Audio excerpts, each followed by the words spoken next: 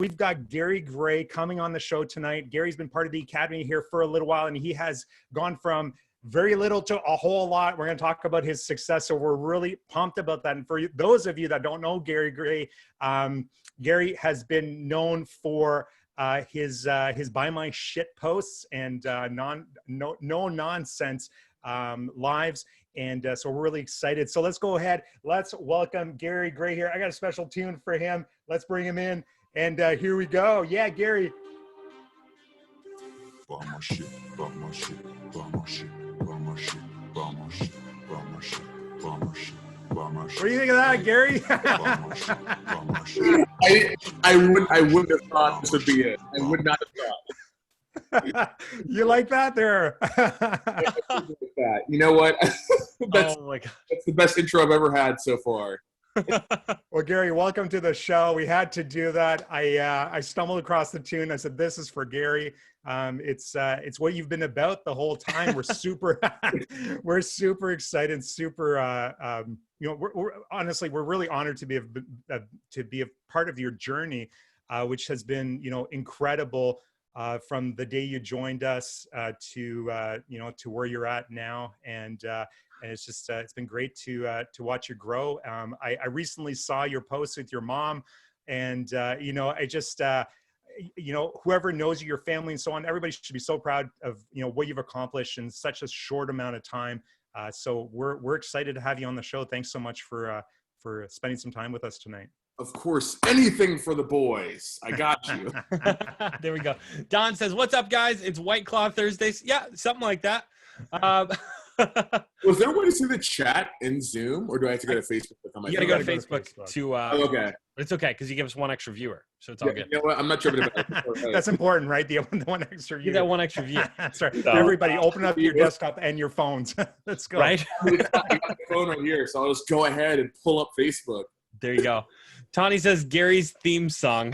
That's right. That is your theme song, Gary. I never would have thought I would have a theme song until today, so I'm very excited. Yeah, just go look it up on YouTube. Buy My Shit. That's this. I didn't even know that was a thing. I was like, what? I had to cut out the first part of it, Gary, because it just wasn't appropriate for the kids. Not tonight. Oh yeah, we know how kid friendly my content is. That's right. That's right.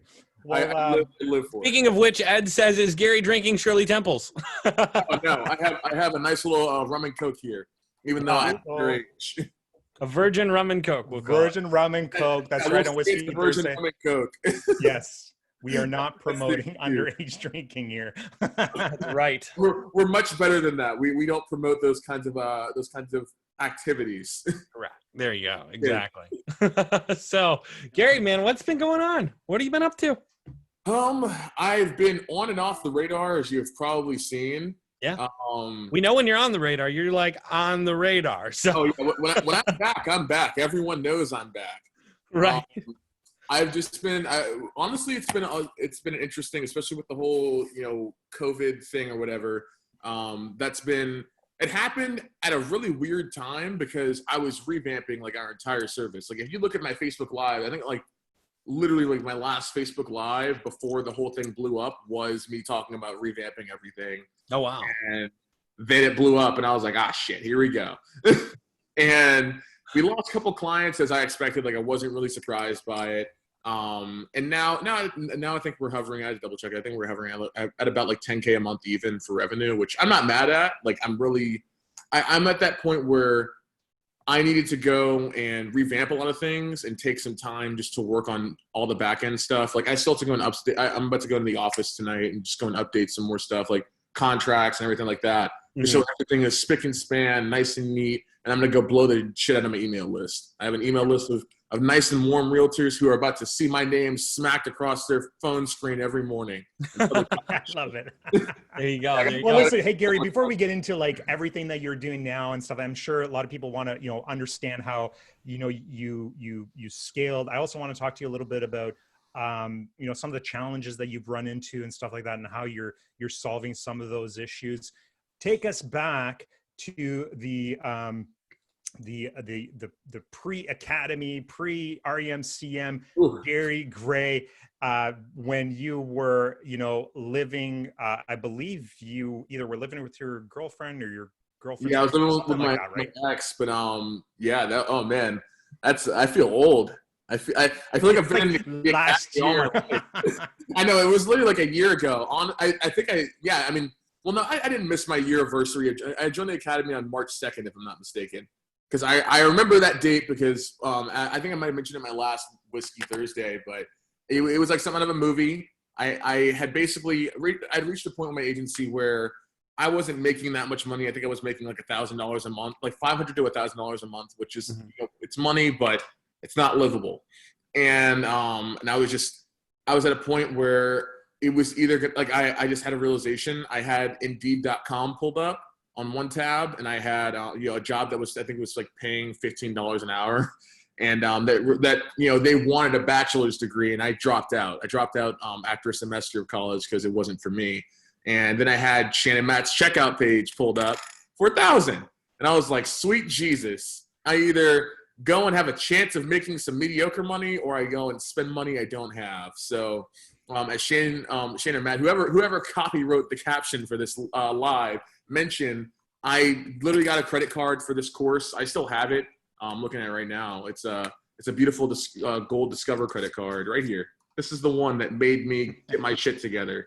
I went and got that, and I was talking to my friends, to my ex, to my mom, and I was like, look, this is my last shot. Like, if this doesn't work out, I'm going to get a real job, and I'm going to have to deal with it.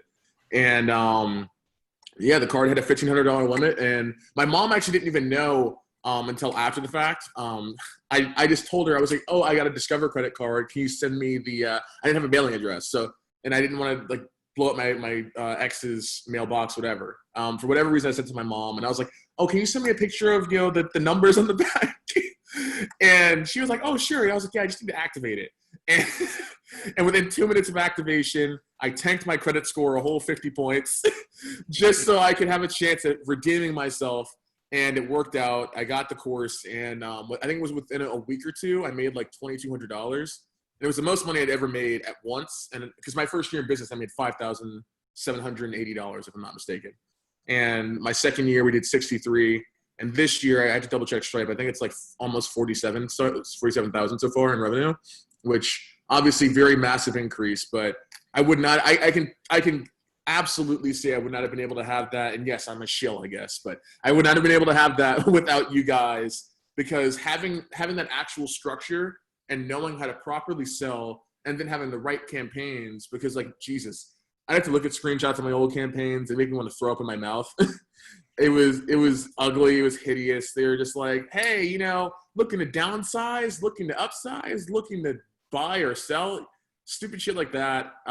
They were not getting that many results. I mean, I was excited to get 50 leads a month, and now I'm indifferent to 50 leads a month. I mean, the most leads we've ever gotten in a month for a solo agent at least was like 604. That's my record. I always want to break. We've come close to it a few times, but 604 is my magic number now. That's the only thing that'll make me excited.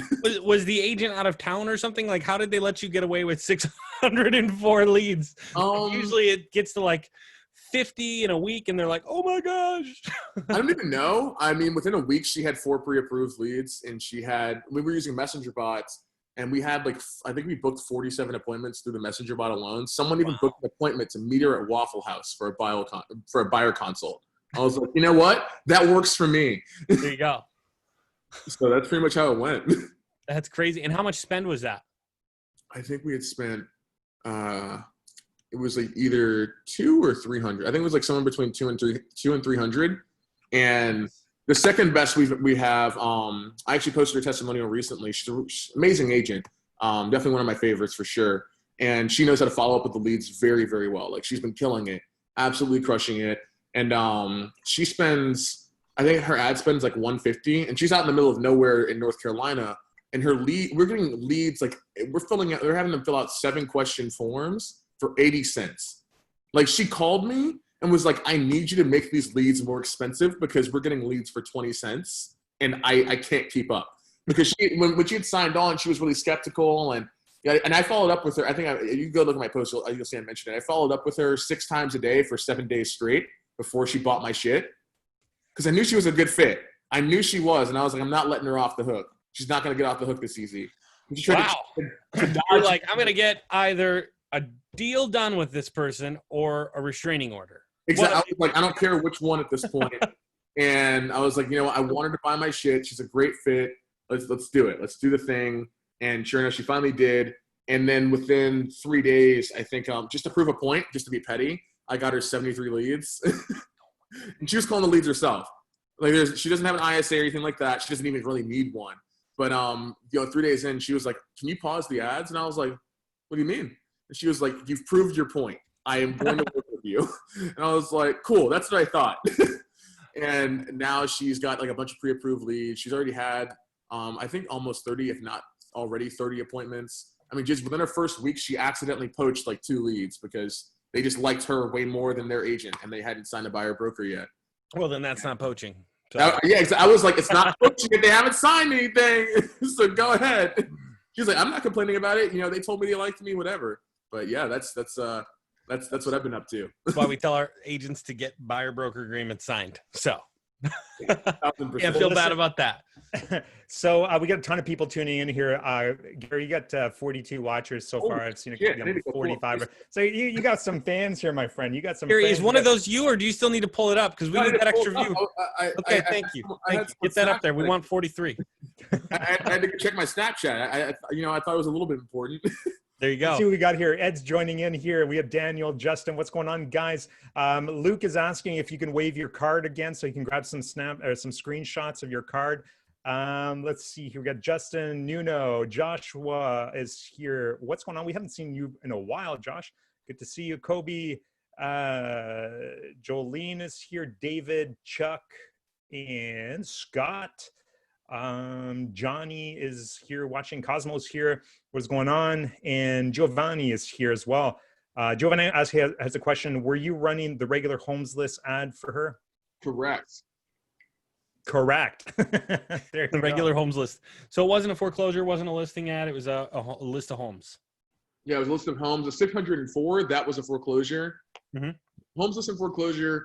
Those used to be my 2 go-tos. Now it's switched more to homes list and new construction. New construction has just been like, I mean, you both know it's a moneymaker. Like, it's easily the best moneymaker in terms of speed. Mm-hmm. So if we have agents who we just want to, who we like, obviously we tell them all, like, you're not going to expect quick results. Like, you better not. If you do, I'm going to yell at you. And Right. It's not going to be fun. It's not going to be fun for anyone. But I mean, that's when they're just like, okay, maybe we had a bad month or maybe we had a slower time. Let's run new construction, blow up with some hot leads and call it a day. There you go. And then love those new construction ads, right? I mean, we talk a lot about it inside the course. You can see I've always loved running those. They're easy to convert. People want new homes, and the agents can make some really good money. There's always really good incentives for new construction, and especially where you are, there's so much new construction. One of our recent, in Tampa, there's a shit ton of new construction. One of our agents, we just ran it for, and the builder was covering like $10,000 of closing costs. Yeah. They're great campaigns, right? And you can run it in a couple different ways. You can put incentives on the thank you pages for call-ins or appointments, or you can put the incentives inside directly into the ads, whatever you want to do, right? Plus the agents, they make a lot. There was one agent I was working with, it was a 10% commission on a home, which was insane. That's ridiculous. Absolutely wild. Free money. Exactly. So just one, right? Like, it's just one pays for your marketing for the entire year. It's nuts. So yeah, definitely new construction is good. So, and you're doing a whole lot of homes lists. I know you were doing a lot of foreclosure campaigns back in the day. You did quite a bit of that stuff. And that seemed to have worked well for you as well back then. Yeah. It's definitely, I haven't run the foreclosure campaign in a while, but homes list has just been my go-to now. I don't know what made me do that. I don't know. I guess homes list can be a little bit more appealing and more flexible sometimes, especially like with price ranges. Cause like, sometimes we've had homes that out the gate suck, and then all we do is change price ranges a picture or two, and then we're getting blown up with leads and people saying they want to buy a house yesterday. Yep. Yeah, Ed says here, new construction, especially end of a phase, is money. That was always the one big thing I went after. Whatever agent was working in new construction that I was working with, the one thing I told them is go out there and find the builders that are closing out their communities, and then see if they've got 5, maybe 10 homes left. And they're always running deals on those homes, and you're getting amazing offers on those. Yeah. Yeah. I mean, I tell people the same thing. I pretty much tell them the same thing you taught us. Yeah, it's awesome. Well, and it seems to be working out. So good No, stuff. it definitely did. I mean, you guys have helped me achieve quite a bit. Even though you take no credit for it, which I hate you guys start taking credit for it sometimes. We definitely, I 1,000% will give you credit because I got my dream apartment. I got the granddaddy of ad spend cards, Amex Gold, and this thing made my entire day. I was like, oh yes, sir, we're gonna be rolling in the big leagues now. And I generally have more freedom with my life, and now I don't know. Well, you guys, this is more of a shameless plug for my boy Kyrie Harper. I use him for my white label and whatnot, and that's definitely that was my biggest. The reason why I bring that up is that was my biggest issue. So I'm playing with my GoPro thing. I'm like really ADD, so I'm just like twisting and untwisting this thing. So you'll see me doing that periodically. You're golden. I promise I'm not a crackhead, guys. I'm just really weird. But.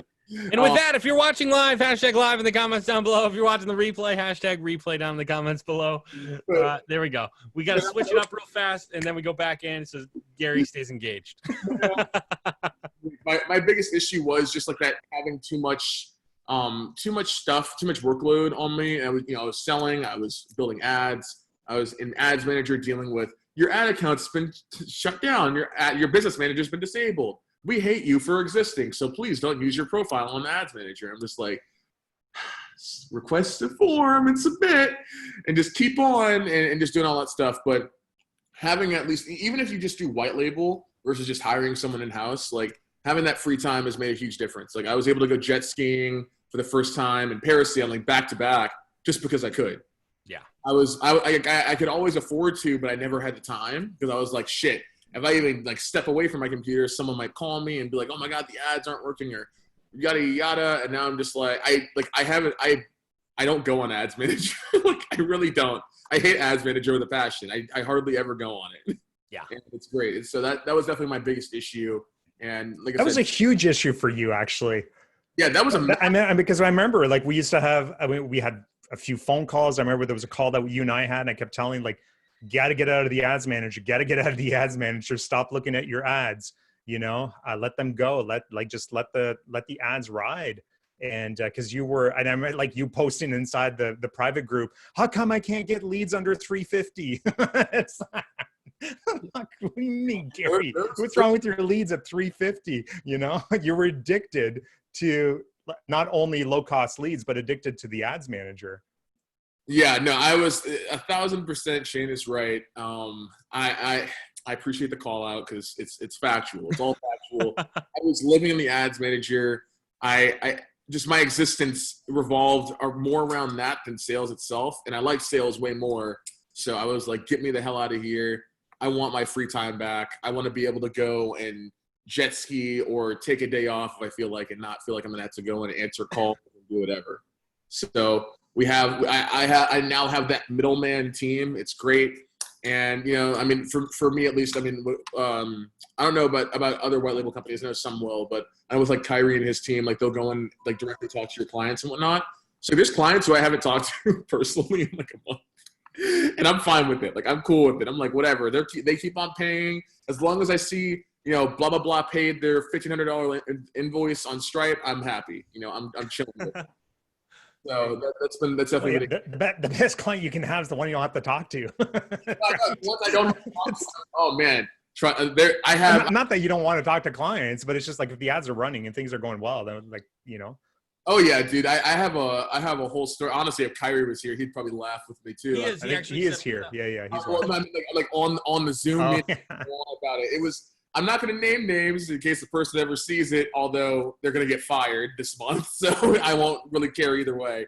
But there is someone who was one of those clients who like to run their mouth about and cause.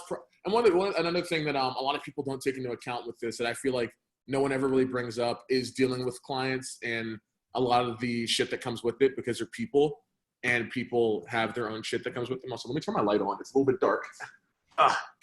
There we go. Got the light. Okay. But yeah, I mean, it's bright now. I know it's super bright now, but you're good. I'm blending in a little bit. But yeah, we had a client who was just like, complaining and bitching and moaning. And honestly, if I didn't have a team, a white label team, like doing his ad or doing their ads, excuse me, I would have definitely been like, you're gone, you're fired, take your money back, whatever. But Kyrie was like, look, you got it. We're just gonna sort it out. We're just gonna keep on doing it until that person tells you to fuck off. Just keep on invoicing. There you go.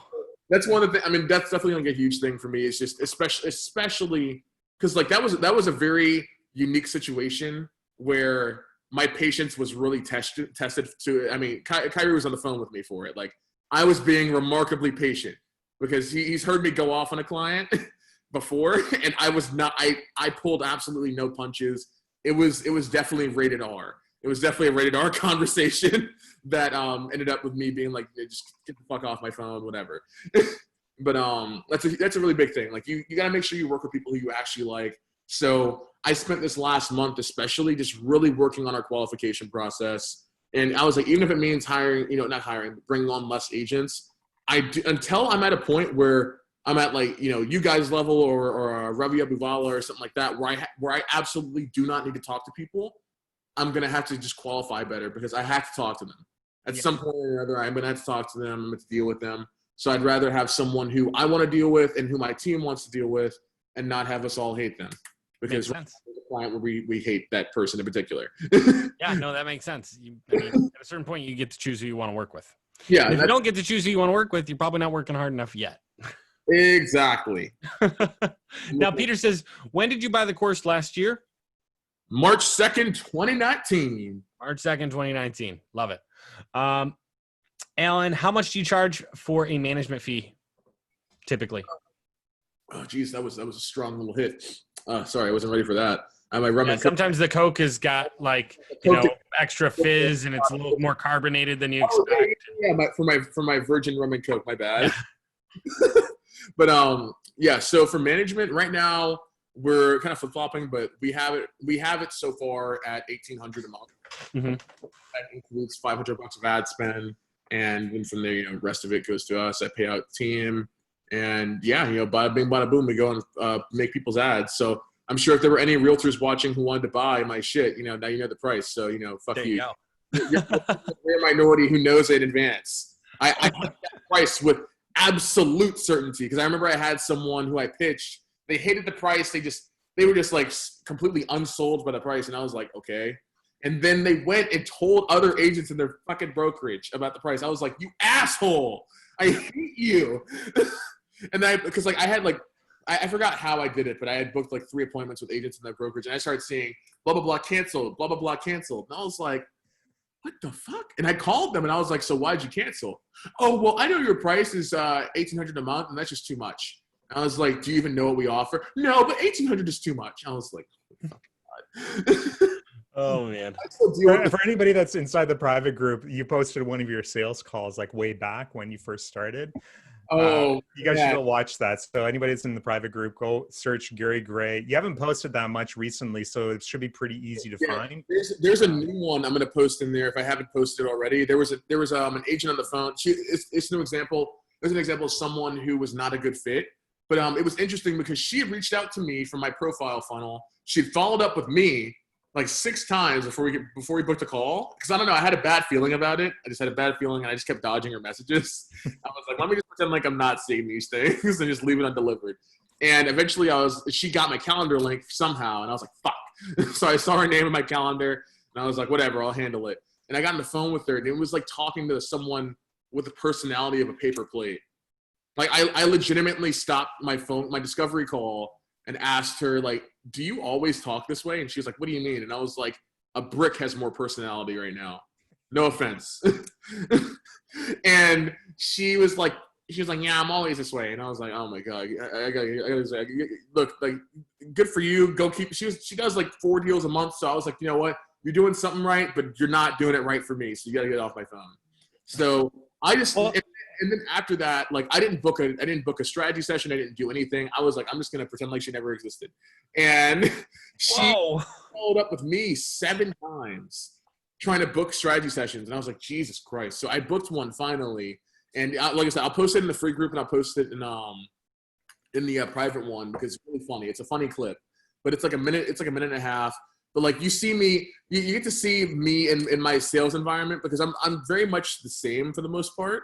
I'm a little bit more tame, sort of, in terms of like energy wise, but I still keep my energy high because I'm excited about this stuff. I love it. I sell it. You know, it's gonna be. You know, I enjoy it. But you'll see. I had to cut that sales call short because I was just like, I would rather watch paint dry than talk to this person. So where does the willingness to talk to the potential clients like that come from? Because I mean, have you always just talked to people like that when you're in business, or like what happened? Where did this come from? What do you mean? Like what makes where did this kind of personality come from? I think is what he's asking. Oh, like just where did my personality come from in particular? The personality, like the sales savagery. That's a good question. Let me think. Man, I feel old. Savagery, is that a word? Did we just make that up? I don't know.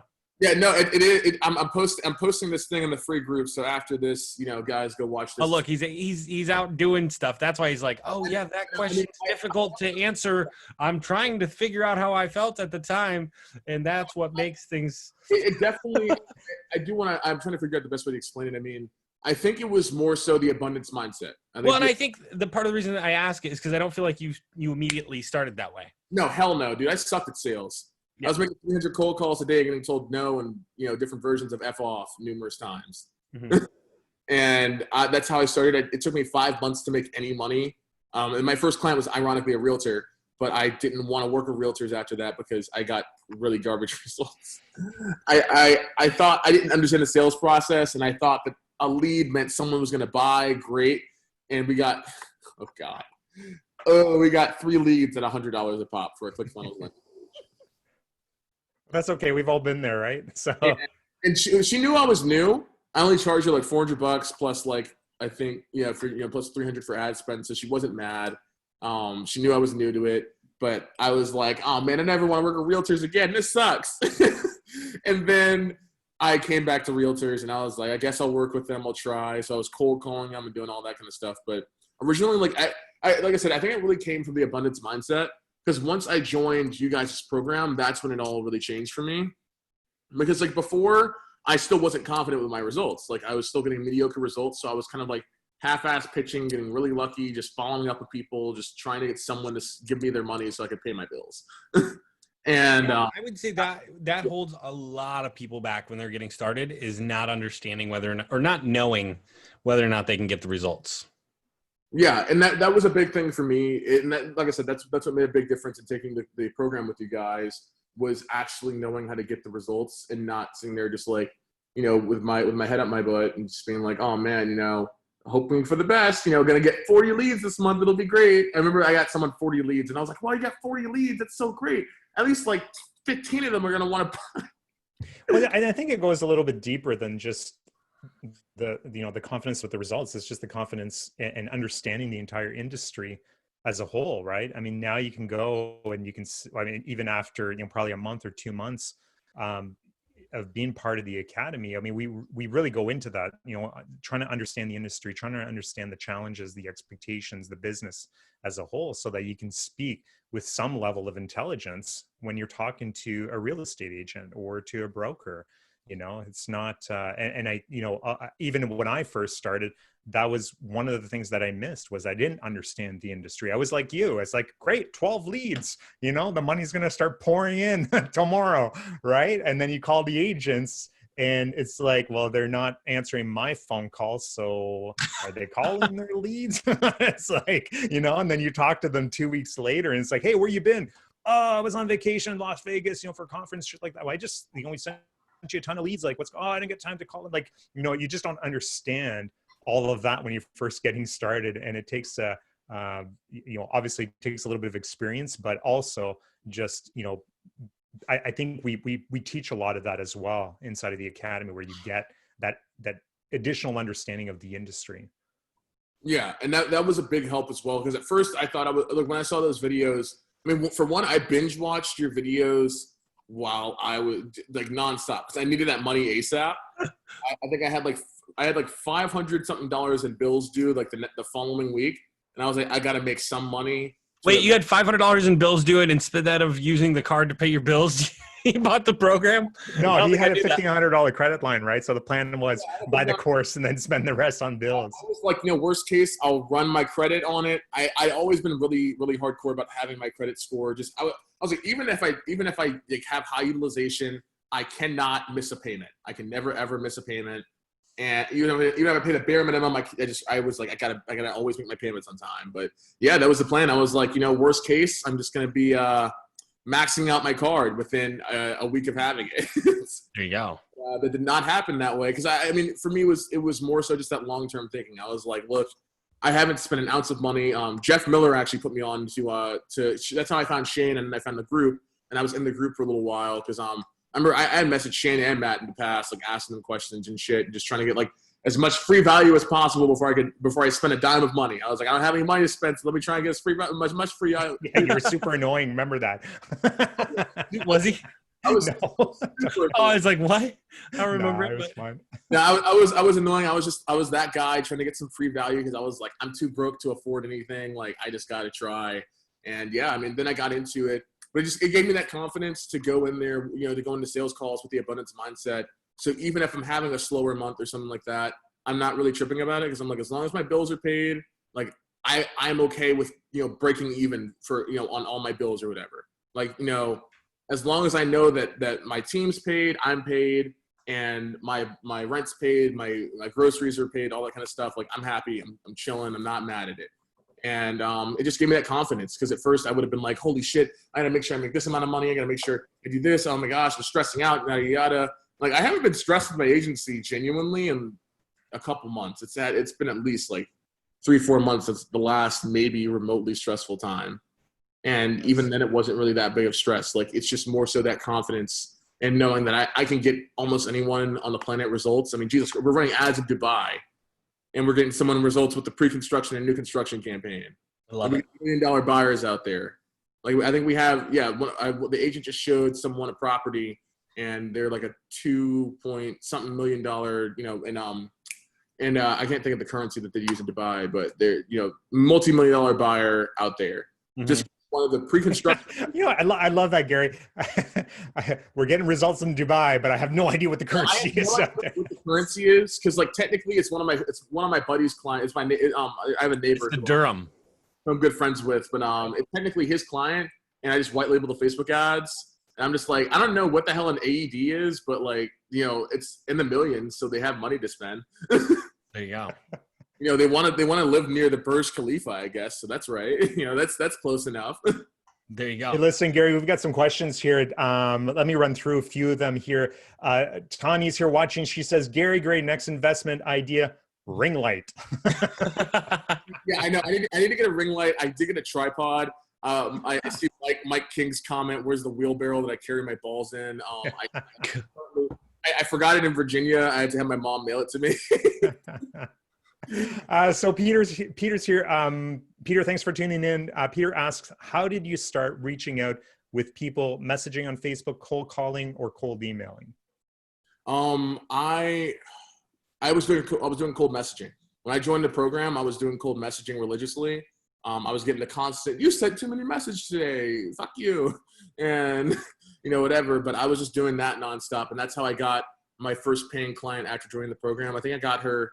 I had met her like a day or two prior, and I actually closed her a day after joining the program, if I'm not mistaken, like a day or two later. Yeah, because you really leveraged, like I remember that at the beginning too, and it's something we talk about inside the academy, which is leveraging Facebook, leveraging your results and reaching out and friend requesting and going out and sending messages and stuff. Like, you started doing that aggressively on Facebook, and that's how. And then you started doing your lives as well. And lives changed the game for me. Yeah, and that's how you built up an audience for yourself, right? And started landing more clients.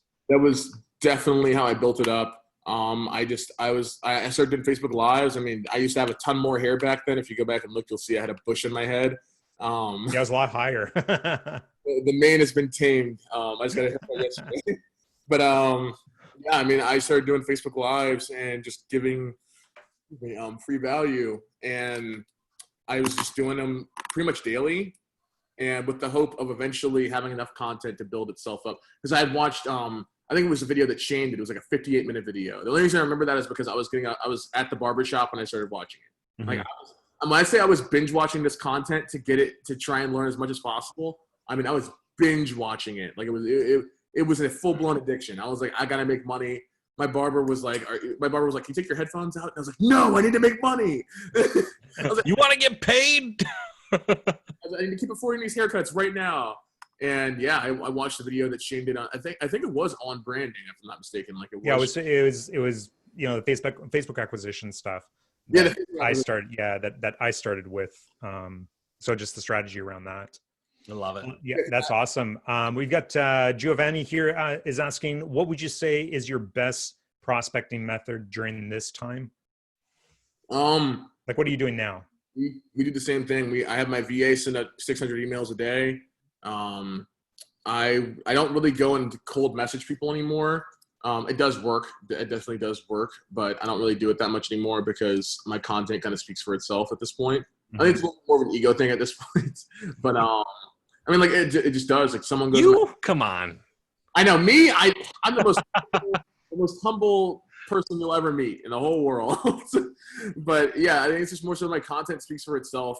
I have such a plethora of it that like even when I'm not doing shit, I still can get, even like on a slow day, I'll get like maybe like one inbound lead, but I've had as many as like 8 to 10 inbound leads come in a day just from me posting content. That's wild. And those are good. Like that's a good lead. Those inbound leads are typically pretty good. A lot of our inbound leads are the ones that stay some of the longest. We have an email lead who's actually stayed with us for I think he's on 7 months. He's a great agent. Love him to death.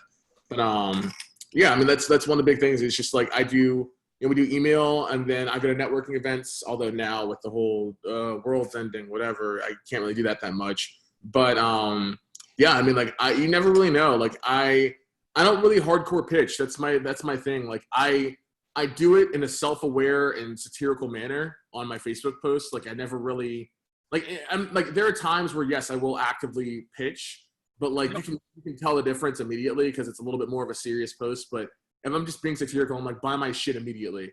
And then it's at the point where I have agents who will slide in my DMs and be like, I'm ready to buy your shit. But there's an agent her thing renews like tomorrow. And she slid in my DMs and she was like, how do I buy your shit? Because I had posted a test. I always wondered how that would, how that's going to play out for, no judgment from my side. I mean, you do what works, right? And it seems to like it's worked for you. You've built the name around, this whole idea of buy my shit, right? Like, everybody knows you, from that.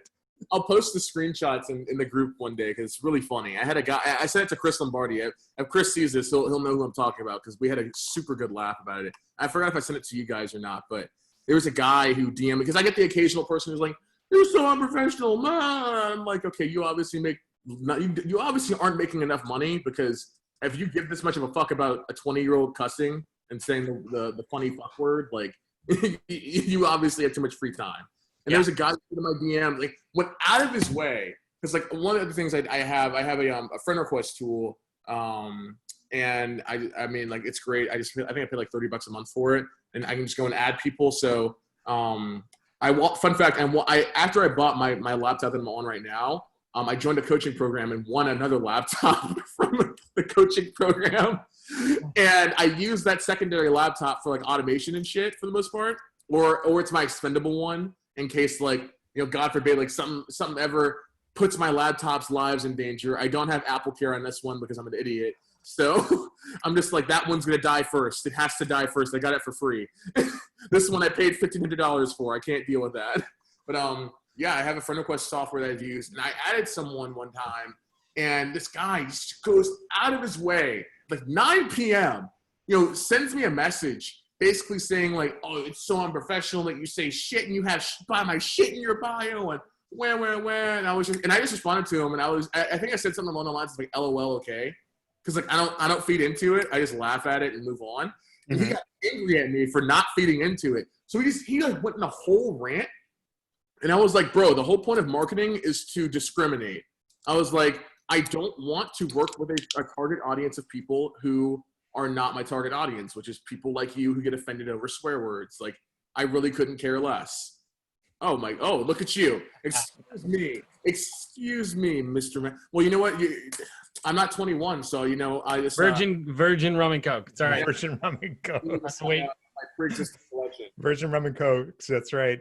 Yeah. If you're watching live, hashtag live. If you're watching the replay, hashtag replay. Let's go on. We have more questions here. Yeah, I've got a question for Gary. I mean, clearly, like, you've got your own style, right? But what would you say was the biggest aha or biggest turning point? Like, it's a little self-serving here, but from the program, from the academy, what was the biggest thing that like made the biggest difference in your business? I would say it was just like having that structure. I didn't have that structure before. It was all over the place. Still kind of. When you say that structure, just like the structure of knowing how to sell and how to get the results. Because it was a gamble on selling in the first place. Had no clue who would close, who wasn't, or who wouldn't. Well, who wasn't? I can't talk. And now I'm at the point where we have a pretty solid. We have a pretty beefy sales structure.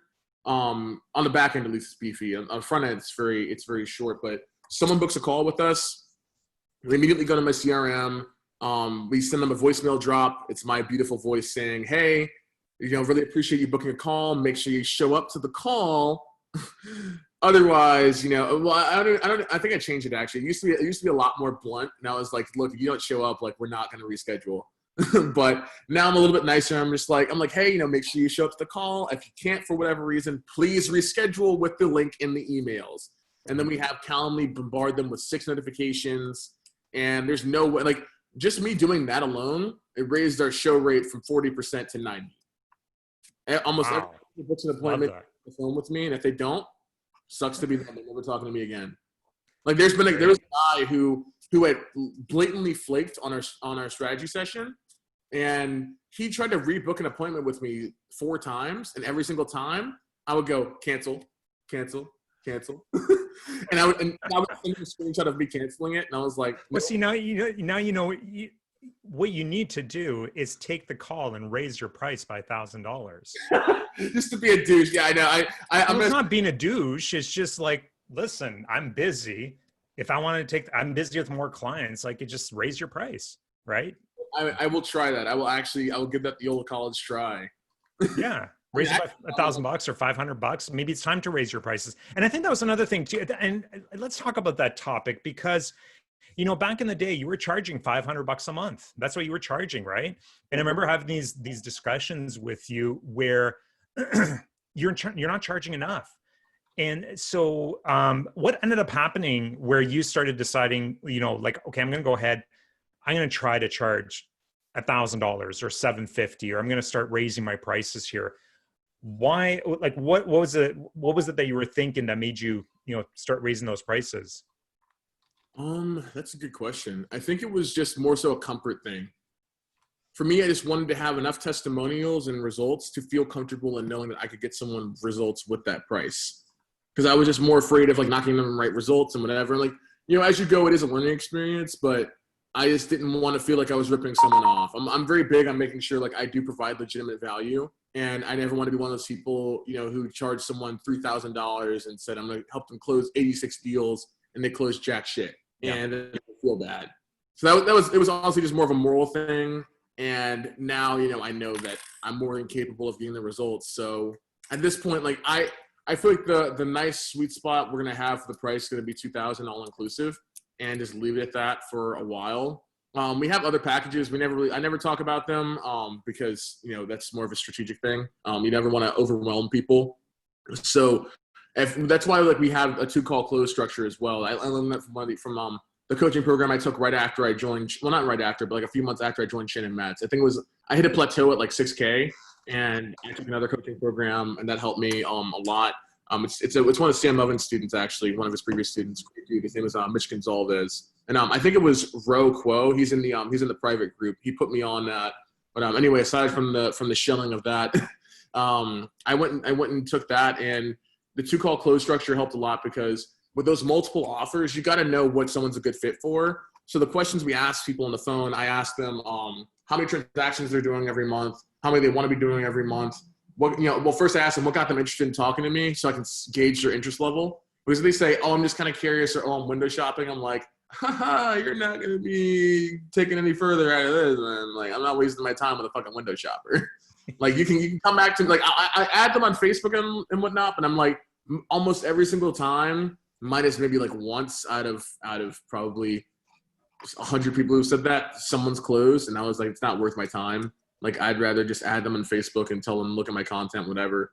But yeah, I did that, and that helps me a lot because like I know based off how many deals they're doing or whatever, which package to give them, or if they're like brand new, we have because in you guys' program, you guys gave us a white label, which I love so very much. We have had so many people reaching out about that white label program since. Absolute power move. Please sell it separately, if anything. I think it's fine. Yeah, right. Absolutely. You don't need it separately. I'm living proof of it. Like, we have people who go in there. I have a training program that we charge $500 for, or 2 payments of $300, and over the course of 2 months. And it's pretty comprehensive. I mean, I went and I think I added probably, because I think there's like 15, 20 videos from you guys, and I went and added in like 30 something more. It was, I recorded a ton of content. I lost my voice numerous times for that thing, but it's really great because I use it for all the agents who are new.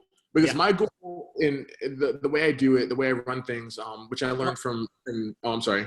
I say, and how do you pitch that to the agents that you're working with? To the agents that I'm currently working with? Yeah, when you're giving them that white label program. Oh, I mean, the white label program, I just tell them like, hey, we have a training program that shows you how to work the leads, all that kind of stuff. That's as simple as that. For the full training program, that's where I just go through the entire thing, show them all the video sections, all that kind of stuff. Because I added in a ton of content for it, and because my goal was just to overload them with so much value. Because ultimately, I want, once someone comes into my ecosystem of buying my shit, I want them to buy my shit forever. Mm-hmm. I don't care how long forever is, whether it's 2 months, 3 months, 18 months, it doesn't matter to me. As long as they keep on buying my shit, I'm happy. So, I mean, we have our quarantine survival guide, which was like me. It was like 11 videos of me going over branding and whatnot.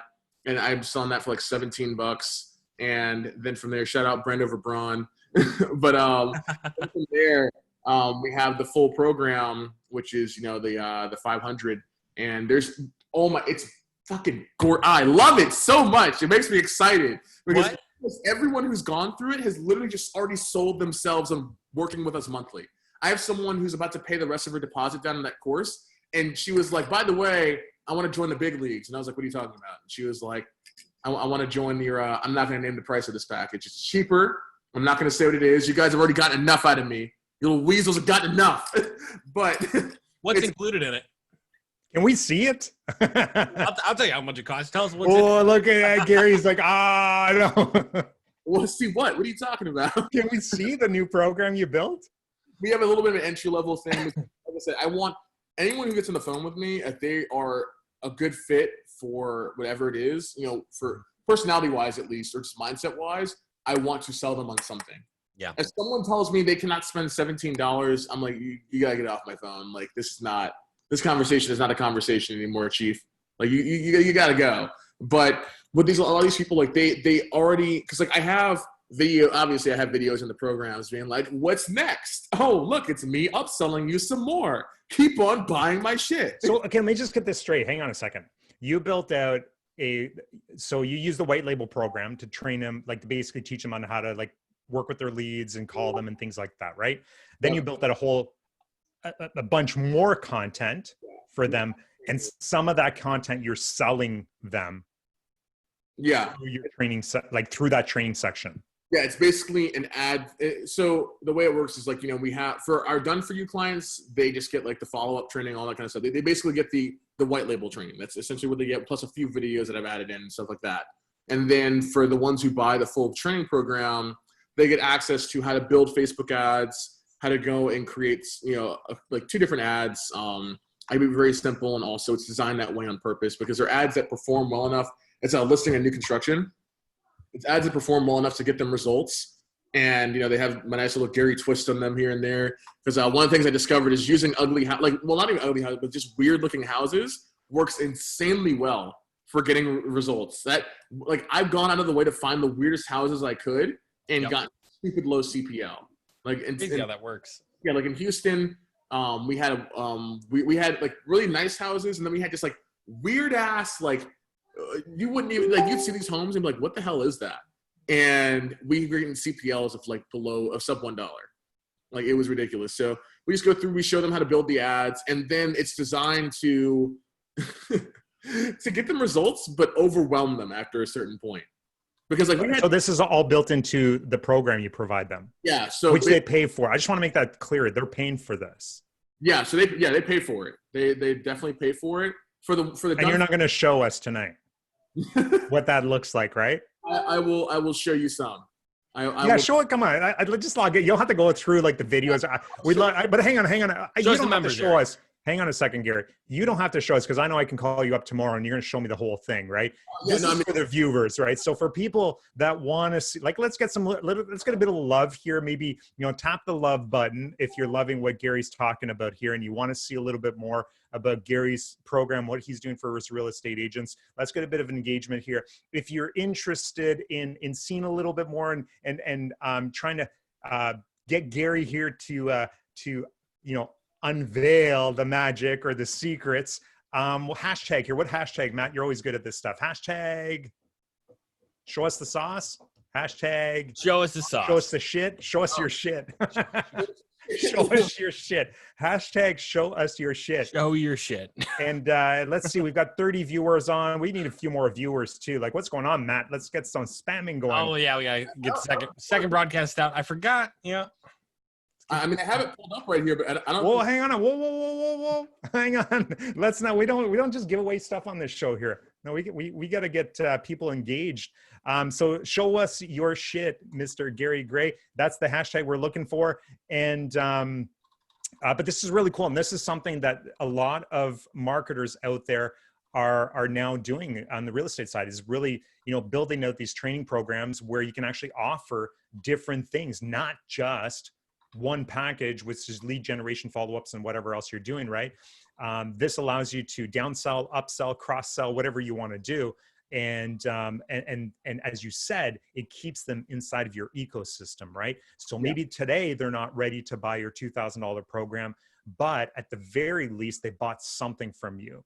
And with that, you can, like I said, you can upsell them down the road. They might come back to you because they're overwhelmed. They don't know what they're doing, but they got a lot of value out of it. And plus, you're somebody that's in front of them constantly at that point, right? And so this is a very, very good strategy where you've got your primary offer. People that don't want to buy this, you're either selling them a done with you program, or you're downselling into, well, in your case, what do you said you sell this for? $17? Yeah, so yeah, we have our done for you, which is 2,000, and we have this for 500. And obviously and then an incentive we have for it is anyone who joins this, they get 20% off any of our done for you packages. Nice. They get grandfathered into whatever price we had when they joined.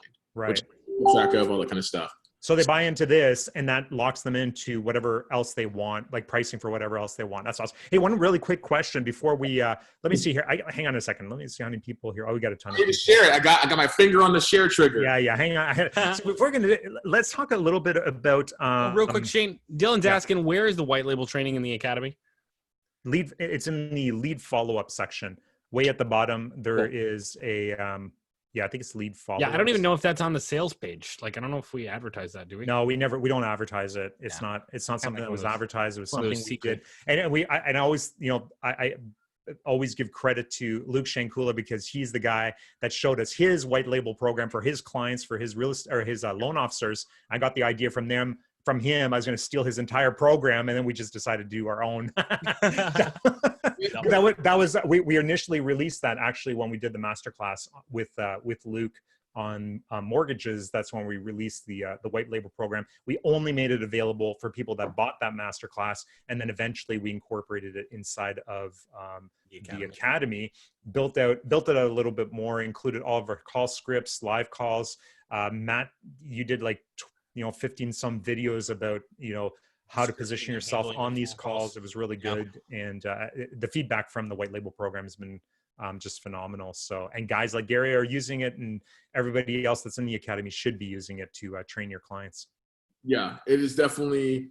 It's just a really good addition to have. Honestly, like there's nothing else I can really say about it. Like it's just a really good addition to have, and it adds more value. Like, and I think the other thing, part of the goal too was to, inspire you guys to do a little bit more. Like that was the whole point of that. It's like, okay, well here's a course, add to it, like keep building it up, right? And build up something that you can sell to your clients.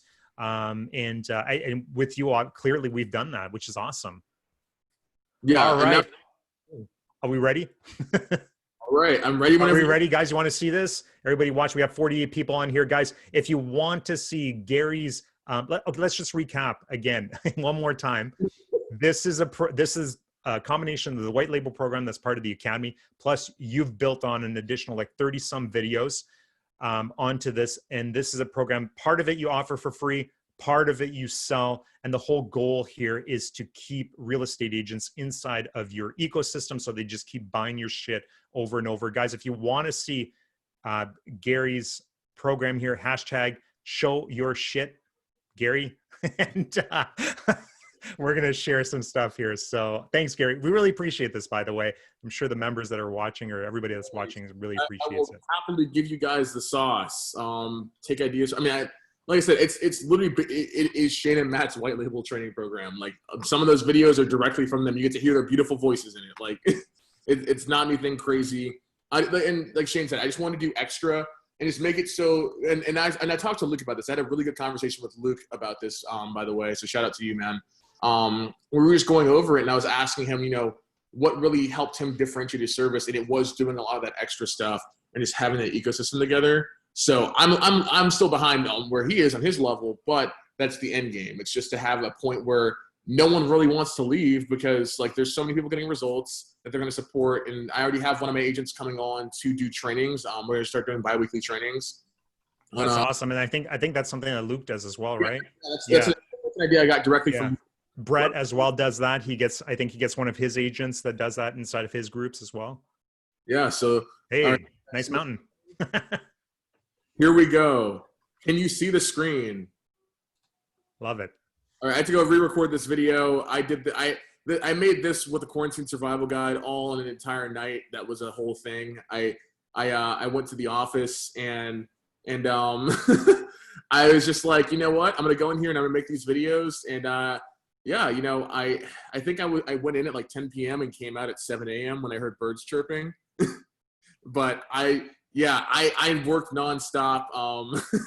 The power of Adderall, I guess. But I made a shit ton of videos. So yeah, we have everything going over campaign setup. I need to re-record this. My hair looked like a potato then. So I'm gonna go re-record that tonight when I go to the office. I got a tripod and everything. This is on my laptop. I'm gonna use my phone. You have a ring light there?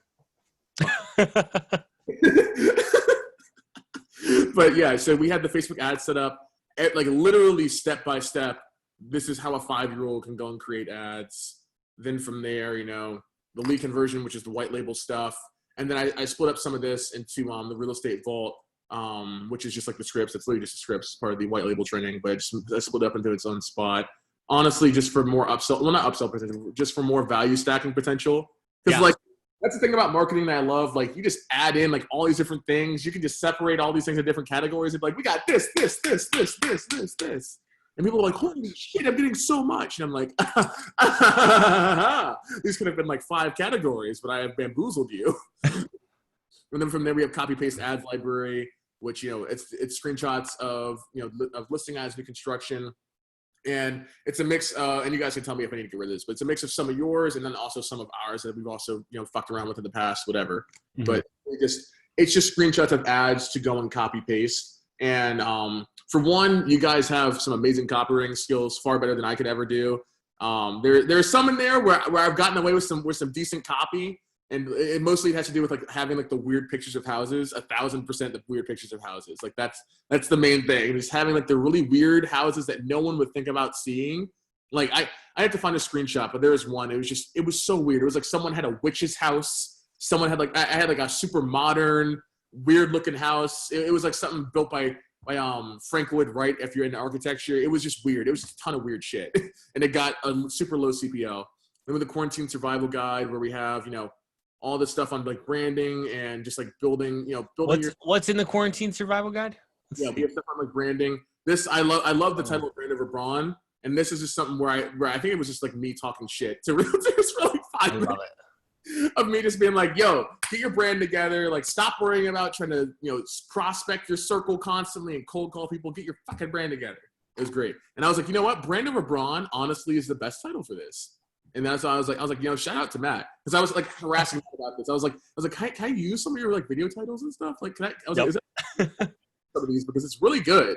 I don't know what it was about it, but I was just like, man, this guy, I was like, I don't know what's up with some of these titles, but they're great.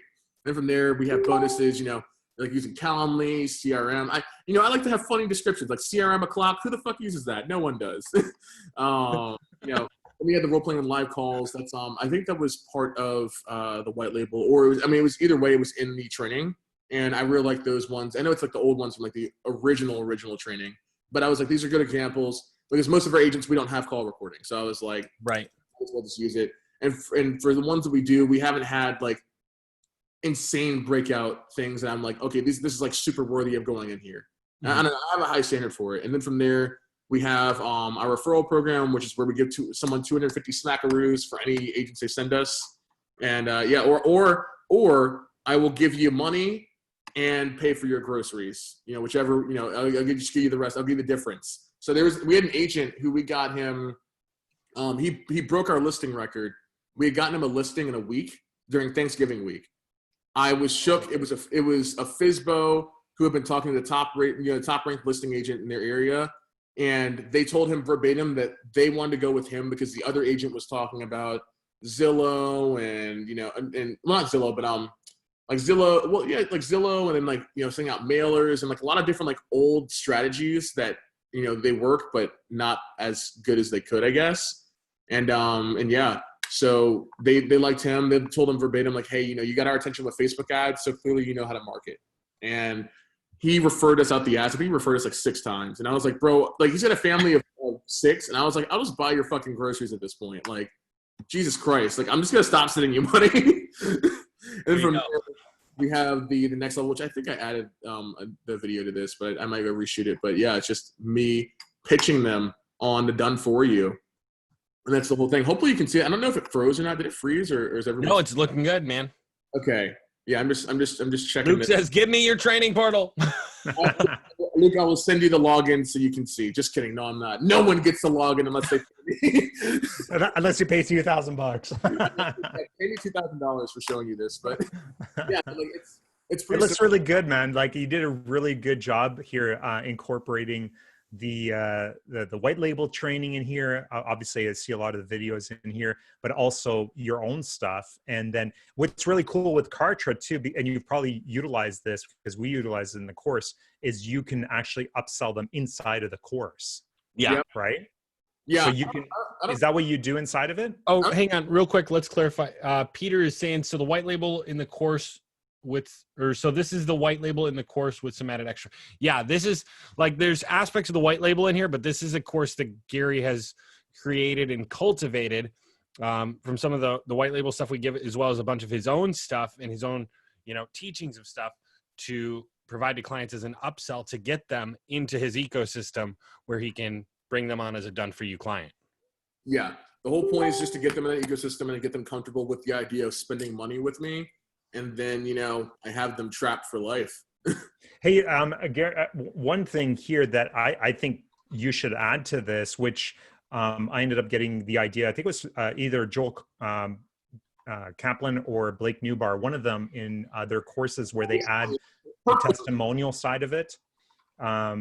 You've seen that, Matt, where they actually have, like right inside of the course, the first thing is, hey, if you like what you're doing, add your testimonial here, and then he uses some third-party app to upload your testimonial to it. I haven't seen that. No, yeah, that's kind of cool. It's really freaking slick. I'm gonna try and find it, and okay. Gary, I'll post it inside the private group, and I think it's something you should add to this because you've added so much value to here. You might as well start, taking in some testimonials from the course. I have someone right there, a testimonial from, because he got Jesus, what was it, like 83 leads in 5 days.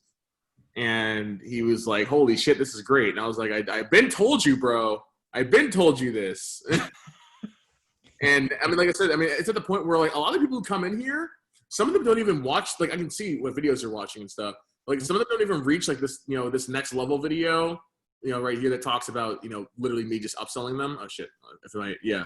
Like, a lot of them don't even reach that point before they're like, hey, how much is the monthly one again? And I'm like, oh my God. Like I had someone join this and within a day, she was like, how much is the monthly one again?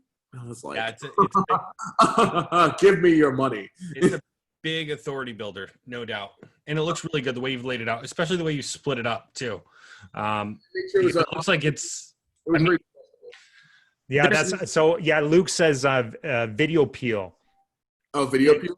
Yeah, so basically, and I think it's either Blake or Joel. I'm not sure which one does it. Maybe they both do it, but basically, like the first link you click on is a video, like a view saying, hey, listen, if you really love the content here, drop me a testimonial. This is how you do it. Click the link below and then just record a 30-second video saying this. And it's basically collecting testimonials on autopilot. And you add it right to your course. It's really cool. Yeah, I forgot I had this module saying just let us send you money.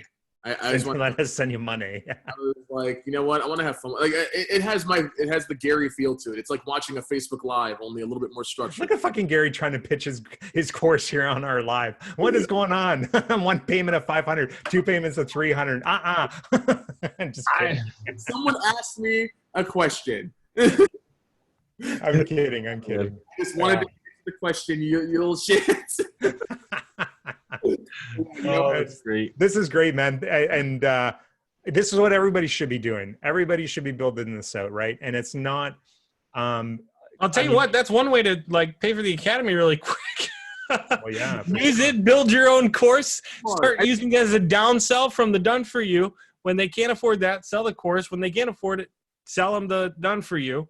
I mean, dang, I love it. I mean, it's exactly what it's at that point where if someone cannot like, I would rather lose the sales call on my terms. So if someone's like, hey, this is, you know, your $2,000 a month is too expensive, or your downsell, which the price will not be named. You guys have enough out of me. The downsell, which will not be named, is too expensive. I'm like, we have a course, and if they're like, the course is too expensive, I'm like, bitch, we got a $17 offer. $17 motherfucking dollars. Like, you don't have $20 in your fucking bank account. You got bigger problems. Sorry. Oh man, I love it. And Andrew says Gary just DM'd me an invoice. What's that about? I hate you, Andrew. Fuck Andrew. I didn't DM him an invoice. Oh my god. No, we don't DM people invoices out here. We simply just send them Panda docs over and over. I have a guy. He's been dodging me, so I send him a Panda doc every day, to the point where it goes off. You know, it sends a reminder every 3 days, but the reminder goes off, you know, Monday, Tuesday, Wednesday, Thursday, Friday, Saturday, Sunday. So he will never stop being reminded that he has a Panda doc invoice he should probably go and pay. Oh my gosh, that's awesome. Another thing to mention, by the way, this reminds me, because I had a buddy of mine, Blake Saunders. He had to deal with a client doing a chargeback of like $2,500, and they also just didn't pay another bill. Make sure you have a collections agency on hand, because he just got his money back. He just got, you know, I think the one that he uses takes like 20%. I learned this from Ravi Abuvala's Scaling with Systems, and he showed us a collections agency in there. But if you like, don't ever hesitate. The biggest thing for me is like, I'm actually a very nice dude. Like I'm actually a very nice guy, which is why like I have the occasional client who will give me shit thinking that I'm not going to say anything back. And then when I light them up, they're like, what's this? No, you can't be mean to me. But I don't hesitate with people. Like this is ultimately, it's just business. So knock on wood, I haven't had a single chargeback yet. I try to avoid them like the plague, because you know it just ruins your Stripe account, and just it's annoying as hell. They hold some of your money, and it's a pain in the ass. But make sure you have a collections agency on hand, because I'll fuck up someone's credit and I'll sleep like a baby. Like I don't care. I have it in our agreement. I'm like, we have the right to send you to collections if you don't pay a bill or if you do a chargeback. Because the only way, like we have our refund policy say the only way that someone can ever get a refund is if we absolutely do no work and there's proof. And we do all the work in our own ad account. so they can never lie and say that we just didn't do shit. Because we take screenshots, we screen record. I'm like, bro, I will gladly go to court just to fuck with you over getting an outcome out of court. This is what happens when you're a young guy. You got all the time in the world to do this. Oh no, I'll take someone to small claims just for shits and giggles, just so I can go and cereal. So that, I mean, it's the I guess the dark side of having an agency, but like you have to be prepared for that kind of stuff, and it's better to know now. So just find a collections agency if you can. This one, like I said, I'll once I figure out the name, I have to go look at it. I haven't had to use them yet, like I said, but I'll look at it. It took like 20%, but just have something in place so. Like, you just angered Luke's wife with all your cussing. Wife got pissed. It's all right. She'll live. No, what would you say? Have a collections agency. Yeah, I mean, have a collections agency and just do that. Like have it structured so you're prepared for everything. Because like the last thing you want is to not be prepared. Because I've had plenty of situations where I've had to learn the hard way from people being, general assholes and whatever. And that's just the way. Like I had to learn. I just had to deal with it, eat whatever money I lost or whatever it was. And now we don't do that. Like you have to have your business structured like a business, and that's just part of it. You have to be prepared for that kind of stuff. So sorry, Luke. Hopefully your marriage is still intact. But if not, then you can always come to me. You always have my heart. That's our running gag. I always comment on this post saying that he has my heart. So much savagery. Oh my god.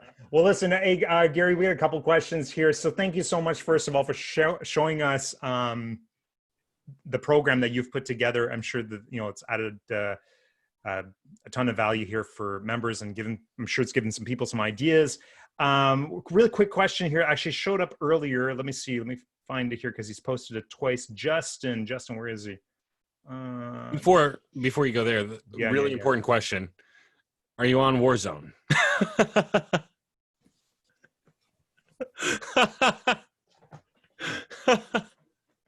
I'm on Warzone. All right. So we'll have to connect after that. I've been playing with a few people from the group here. That Warzone post last week kind of ended up giving me a lot of people to party up with during the week. It's been great. Warzone that's the wave. I suck at it, but that's all right. I sometimes I do carry. My back does indeed hurt a few times. There you go. Yeah, I get sent to the gulag very quickly.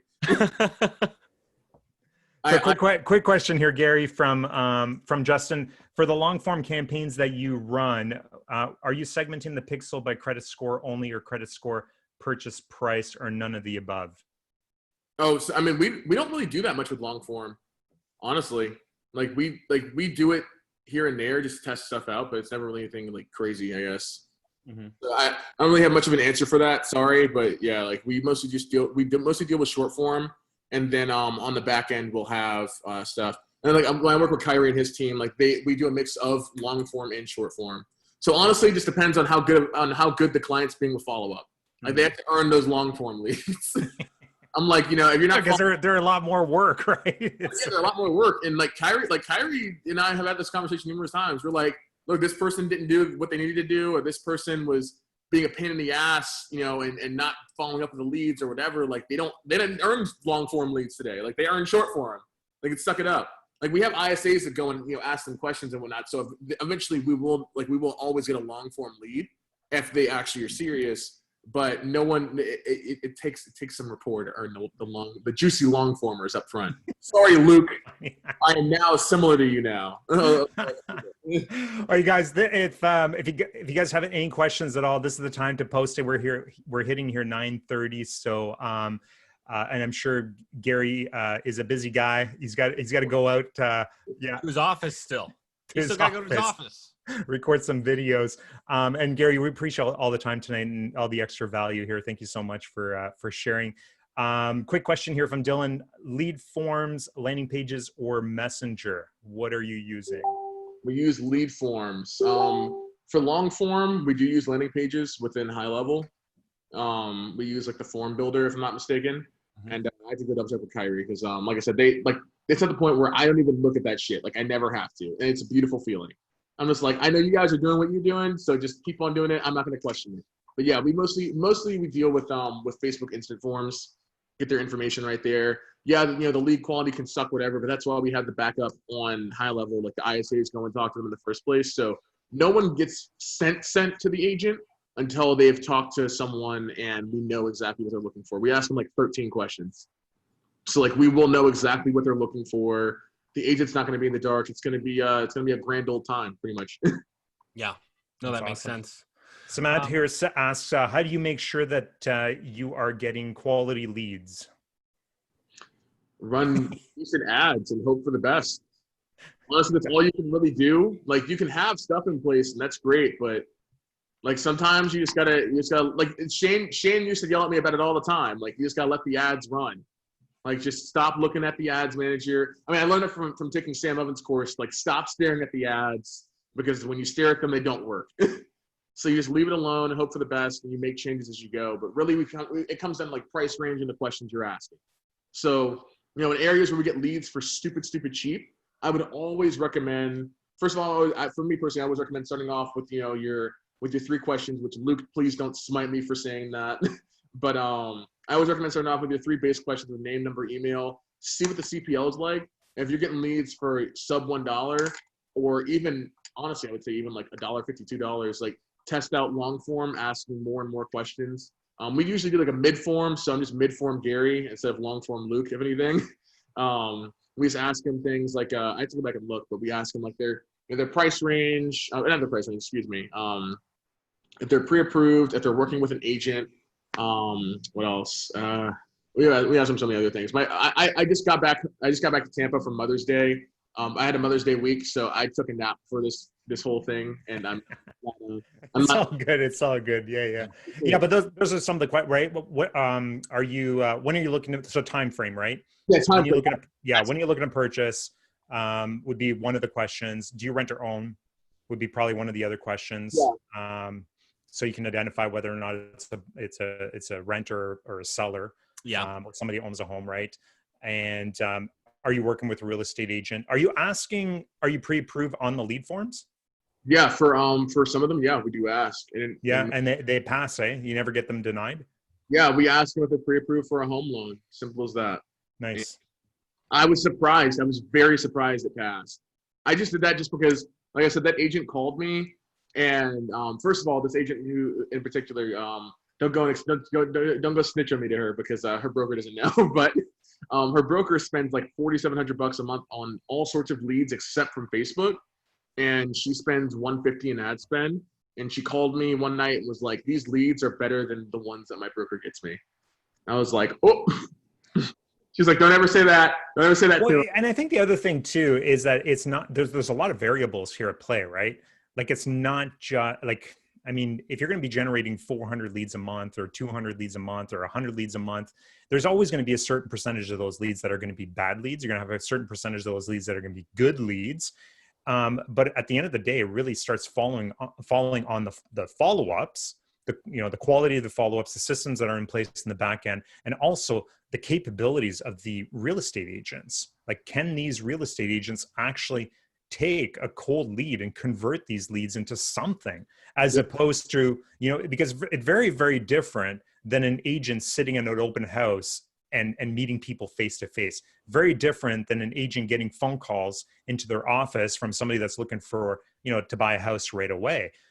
These leads take a little bit more effort, and it does require a little bit more skill to try and convert these leads into something meaningful, right? So there's a lot. It's not just about it's not necessarily about the quality of the leads that you're generating. It's really about the follow-up systems that are in place and how good those agents are at converting those leads. Yeah. Peel back the curtain. Guess what? A lot of those other companies that people are buying leads from are just generating them off of Facebook and selling them as other stuff. Yeah. And the other thing I remind my clients all the time, if you're not converting them, somebody else will. Yeah. If you're not good enough to converting these leads, somebody else is going to convert them. If you can't get in front of those leads, and if somebody else can get in front of that lead before you can, guess what? So I just did it's crazy. Like anybody that's watching this or anybody that's ever going to watch the replay, go and opt into a lead form that's real estate related, a homes list, a listing.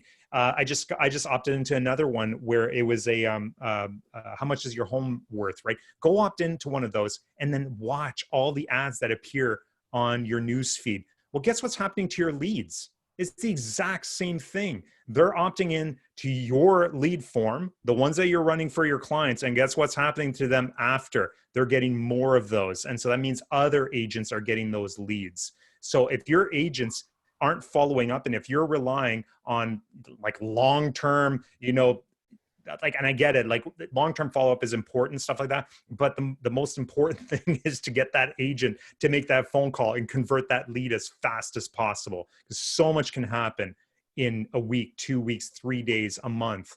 And if those agents aren't getting in front of those leads fast enough, somebody else will, and they're going to win that lead.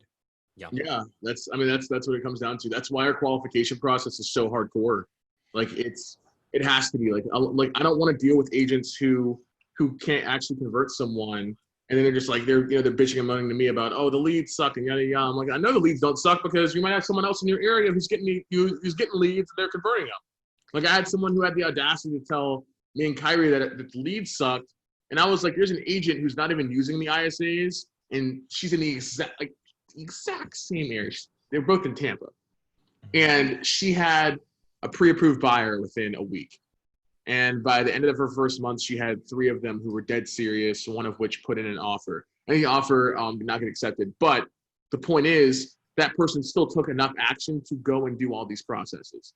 Like the whole point of it is like, even if they, and then we tell people, like, even if they don't close, you see that these people are going to go and take action on shit. So keep on doing it and don't lose the motivation. There you go. All right, 2 quick questions. Shane, number 1, what's in the coffee cup? Bacardi. There we go. We'll have to say, you got to get some 151. We got to get some stronger stuff going on in here. It's what's next to my desk. I love it. Yeah, it's my quarantine. You can start drinking a lot earlier while you're working. It's kind of great. Well, yeah, whiskey. I mean, typically on Thursdays, I start at 9 a.m. So boom. Got to get ready for the show. I went and got a special one for tonight. I was like, we got Gary. I'm going to go get an 18 here. Wow, I didn't know I earned that. Damn, all I have is my basic Bacardi. I mean, I can go take an edible if you guys. Well, I mean, it was also virgin Bacardi. Virgin Bacardi. Virgin rum and coke. Yeah. Yeah. The guy said, like, this is my last one of this one. Do you want it again? I was like, yeah, I do. He's like, I don't know if I can get it. I'm like, well, that's why I want it. So, but anyways, the other question, you started off the show telling us how you were revamping your services. What are you changing? Because, I mean, it sounds like a lot of the stuff we've been talking about is working. So what are you doing differently? What are you revamping? Tell us a little bit about that. It was just rebuilding the ecosystem from the ground up and just having an ecosystem in place, honestly. It was setting up a lot of those systems, really going all in even more with the training program and, setting up, having one of our agents come on and do biweekly calls. She's going to start doing that really soon. Excuse me. And then just having that support system and then getting my ads managed for me and all that. So it was really just revamping everything all at once. And I knew I was going to lose clients in the process. I was okay with having months that were just stagnant and at the same. I mean, I was like, I can't be mad at $10,000 a month. I can never be mad at that number. But I was like, I'm okay with it for right now because my focus is just on one, just changing, doing revamps and whatnot, but also improving my mindset even more and just, making sure that I am ready. Because one of the biggest things that I hate the most about entrepreneurship, but I love it at the same time, is that sacrifice aspect. You got to go and sacrifice some fun shit sometimes, and it's my least favorite part. There are times where I want to hop on Warzone, and I'm like, I can't hop on Warzone because, I took an Adderall, and I'm focused on work now. Are you kidding? That's the best time to hop on Warzone. I know. You'll be on point. Exactly. And my buddies would be like, oh, let's go to a bar tonight. Oh, sorry, let's go to a virgin bar tonight, I guess. And I'm like, yeah, I had to save that. Yeah, sorry, I'm 20 people. I can't. I don't drink. When are you 21? I turned 21 August 18th. August 18th. All right. So we might be out of quarantine by then. Oh, I am going to be absolutely blacked out. That entire. I might actually post some of my shenanigans on Facebook for once. Because my hierarchy. Oh gosh. LinkedIn is my most professional. Then we got Facebook. And Instagram's where I imply me going out and doing things, and then we got like Snapchat and Twitter where like people just outright see me like smoking weed and fucking partying all night. Now, are you on TikTok yet? I'm on TikTok. Yes, I got let me look at my video. I did a video as Gary Exotic.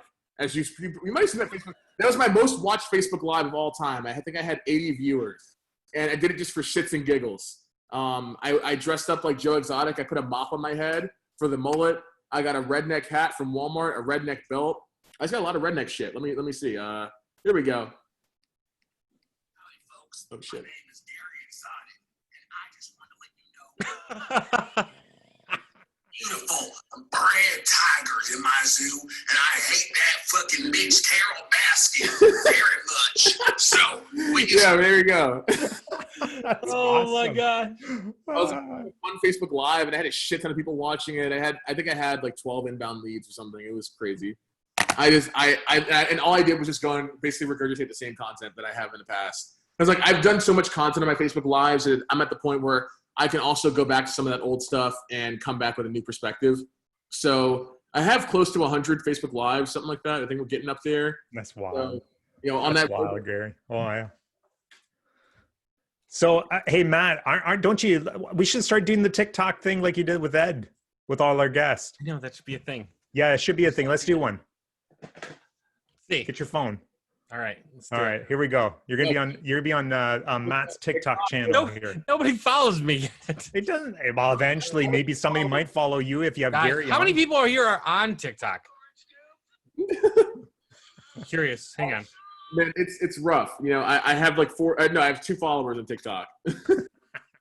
But, you know, I got like 404 views. So I was like, hey, for my first ever video, you know, that's something. That's cool.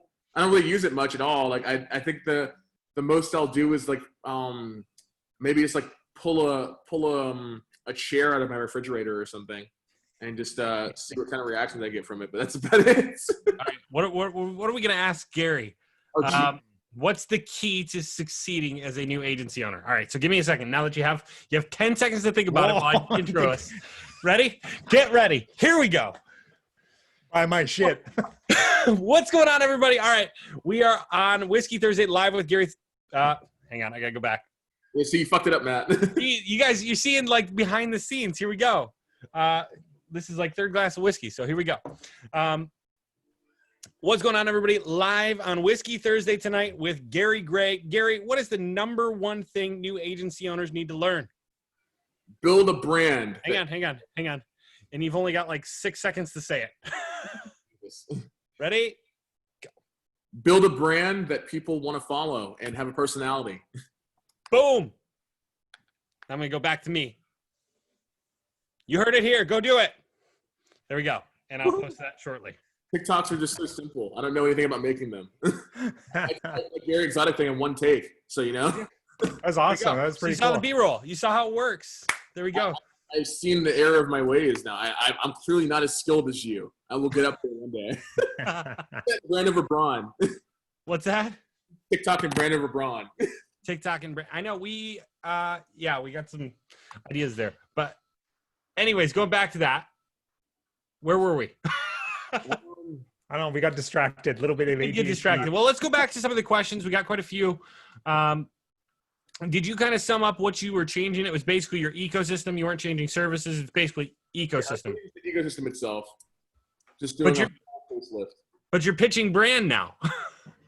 Well, no. It's more so a light addition to it all. It's like you can go and build a brand if you want. If you don't want to, you know, whatever. But having one definitely helps. Love Like I don't really go too much. I don't really go too crazy with the branding content. It's more so just like a lot of things that people should already know, but just in a concise video format. Like most of those videos are literally just me like talking shit to the camera and just telling people like, go build a brand. Stop being lazy. Love you. Bye. There you go. No, I love it. Well, let's dive into some of these questions real quick. Then we're at what, 9:45, so we're about 2 hours. So what role does Kyrie play in your business? They basically go and just white label everything. Like it's like we present them as a fulfillment partner. Mhm. We don't say like they're part of our team. Like we just say they're a fulfillment partner, but they basically are part of the team.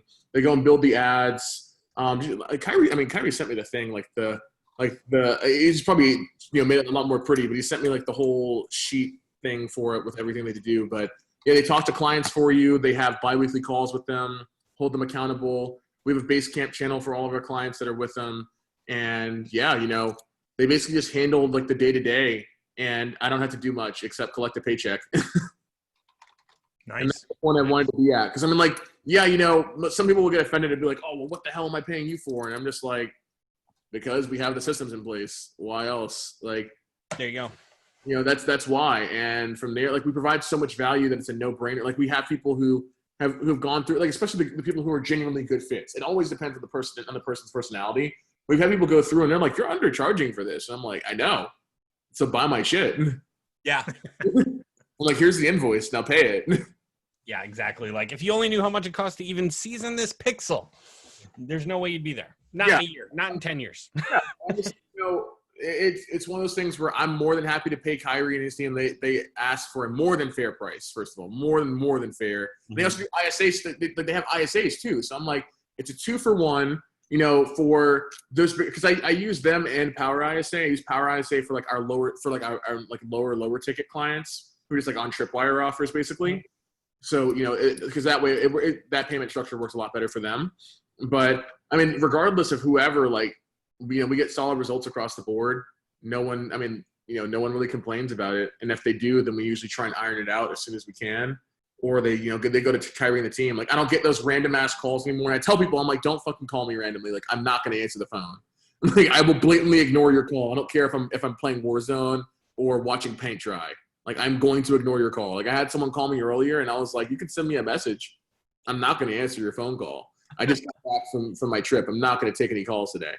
And the guy's nice. Like, I have nothing against the guy at all. Like, super nice client. But it's just having that middle ground of someone who separates me from them, so I don't have to deal with problems when I'm going jet skiing or having a cold one with the boys on the beach. Yeah. Oh, cold water. I mean, cold water. But yeah, I mean, like I had that nice. So it makes a huge difference. It makes a world of difference just to have that. Even if you use a different white label company, like just getting out of the ads manager. As Shane said, that man's gotten on me so many times. I had the messages proving it. Shane's gotten on me plenty of times about getting out of ads manager. But that was my biggest thing. That was my biggest thing holding me back. And now I can actually breathe properly again. I love it. Like, okay, my ad manager got shut down. What can we do today? Oh, yeah. Yeah, when you have somebody dealing with that, it's so much nicer because it's like otherwise you have to sit there and figure out, all right, I'm gonna do this blackout. Facebook, you're gonna do this to me. I'm gonna take care of things my way. We're gonna get it done and not have to worry about it. But when you don't have to worry about it at all, it's even better. I mean, we have 2 backup business managers and I think 4 or 5 backup ad accounts. I'm like, the worst case, we just go and dupe everything. And call it a day. So that's just the way it's worked so far. It's worked out pretty well. And then we're like 9 business managers right now. What came out? I think I have 9 business managers right now. Yeah, I think I have 4.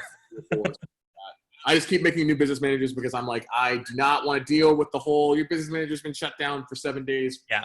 New profile on a VPN, blah blah blah. Season that. Yeah, it's just the whole thing. And also we're gonna start moving it to having just a general real estate page, so we don't even use people's personal pages anymore. We still do use them because we've had agents who've gotten walk-ins. Yeah. So I'm like, there is a reason behind using them, but for the sake of simplicity and for just more control over everything, we're probably just gonna start migrating all of that stuff into like one page. We already have one giant ad account that I love seeing that Amex bill, baby, every $100. I love seeing that thing. I'm like, give me those 4 times the points, my guy. Yeah. But yeah, I wish you went a little higher on your like how long they were willing to give you the 4 times points. I know, and also if you guys have a master ad account, use the Amex Gold because it's just free point. It's free money. Yeah, and I think Luke said the Chase Ink, so I'm gonna have to look at that one too. Yeah, the Chase Ink is also really good. I applied for the Amex Gold and the Chase ones all back to back. I had to go deal with Chase because I messed up my LLC when I filed it in Florida. I made my mom a manager on it, so in case I die or something, like my money's not gonna be screwed. But it made her the owner of the LLC. And I was like, shit, I need to change that. And they were like, oh, because of COVID, it's gonna take 28 business days. I was like, are you high? Why? But yeah, that's a whole thing. But yeah, I mean, definitely had that kind of stuff because it's just free money. Like, it's free money at that point. Like the Amex Gold, like Amex actually didn't even tell me they got approved for it. They just told me to call them, and I was too busy to call them. Mm-hmm. And then one day I went to my mailbox and I had a bulky ass American Express envelope, and I was like, "What is this shit?" And then I opened it up, and I was like, "Oh, my baby, my child, my first business credit card." You know, I still have Amex. So I way back in 2000, what year was that? I believe it was 2004. I shut down a company. We had a corporate American Express card in 2004. We're 2020. Collection still calls for that American Express. And the funniest thing is I keep getting pre-approved for new ones. It's like, and when the collection, they just keep selling the debt, right? Yeah. But the corporation from 2004 owes them $9,000. So, and whenever collection calls like, hey, you owe $9,000, I'm like, well, like, I got another American Express. Do you accept that? And just more Amex. Amex solves all your problems in life.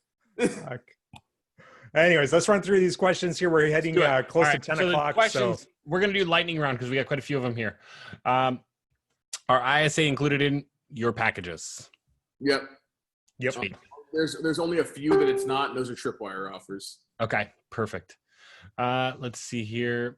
Luke's talking about doing an advanced mortgage masterclass with us. Oh yeah, we have to talk about that. Yeah, we'll get on the phone this week on that, or next week. Tomorrow's Friday, and we're drinking a lot. So that's right. Tonight's Warzone night. We go at like 9 a.m. till the fucking Monday. I know, right? Thursday night has become Warzone after Whiskey Thursdays. So, message me if you want in on that. Anyways, Justin says, do you ask qualifying questions on the lead form or on the landing page? So yes, we talked about that already. Yes, so we ask. Yes, so Gary, we talked about that. So you're asking, are you pre-approved? Are you, when you're looking to buy, which is the time frame one? Are you working with a real estate agent? Yes or no? Yeah. Let me actually pull up the email so I can just give you guys, this is the accurate one. What we do for the most part though, for almost all of our clients is at a base level, we just ask them name. What the fuck? Sorry, I was looking at something. You asked them what? What the fuck? Sorry. I forgot that I'm in the Zaprite thing. And I forgot that it was like freaking out and like manually like paused the plan. So I was saying what the fuck because I got the email. It was like 43 of your zaps are turned off. Oh man. Well, nice thing is you don't have to worry about that, right? You just be like, hey, Kyrie.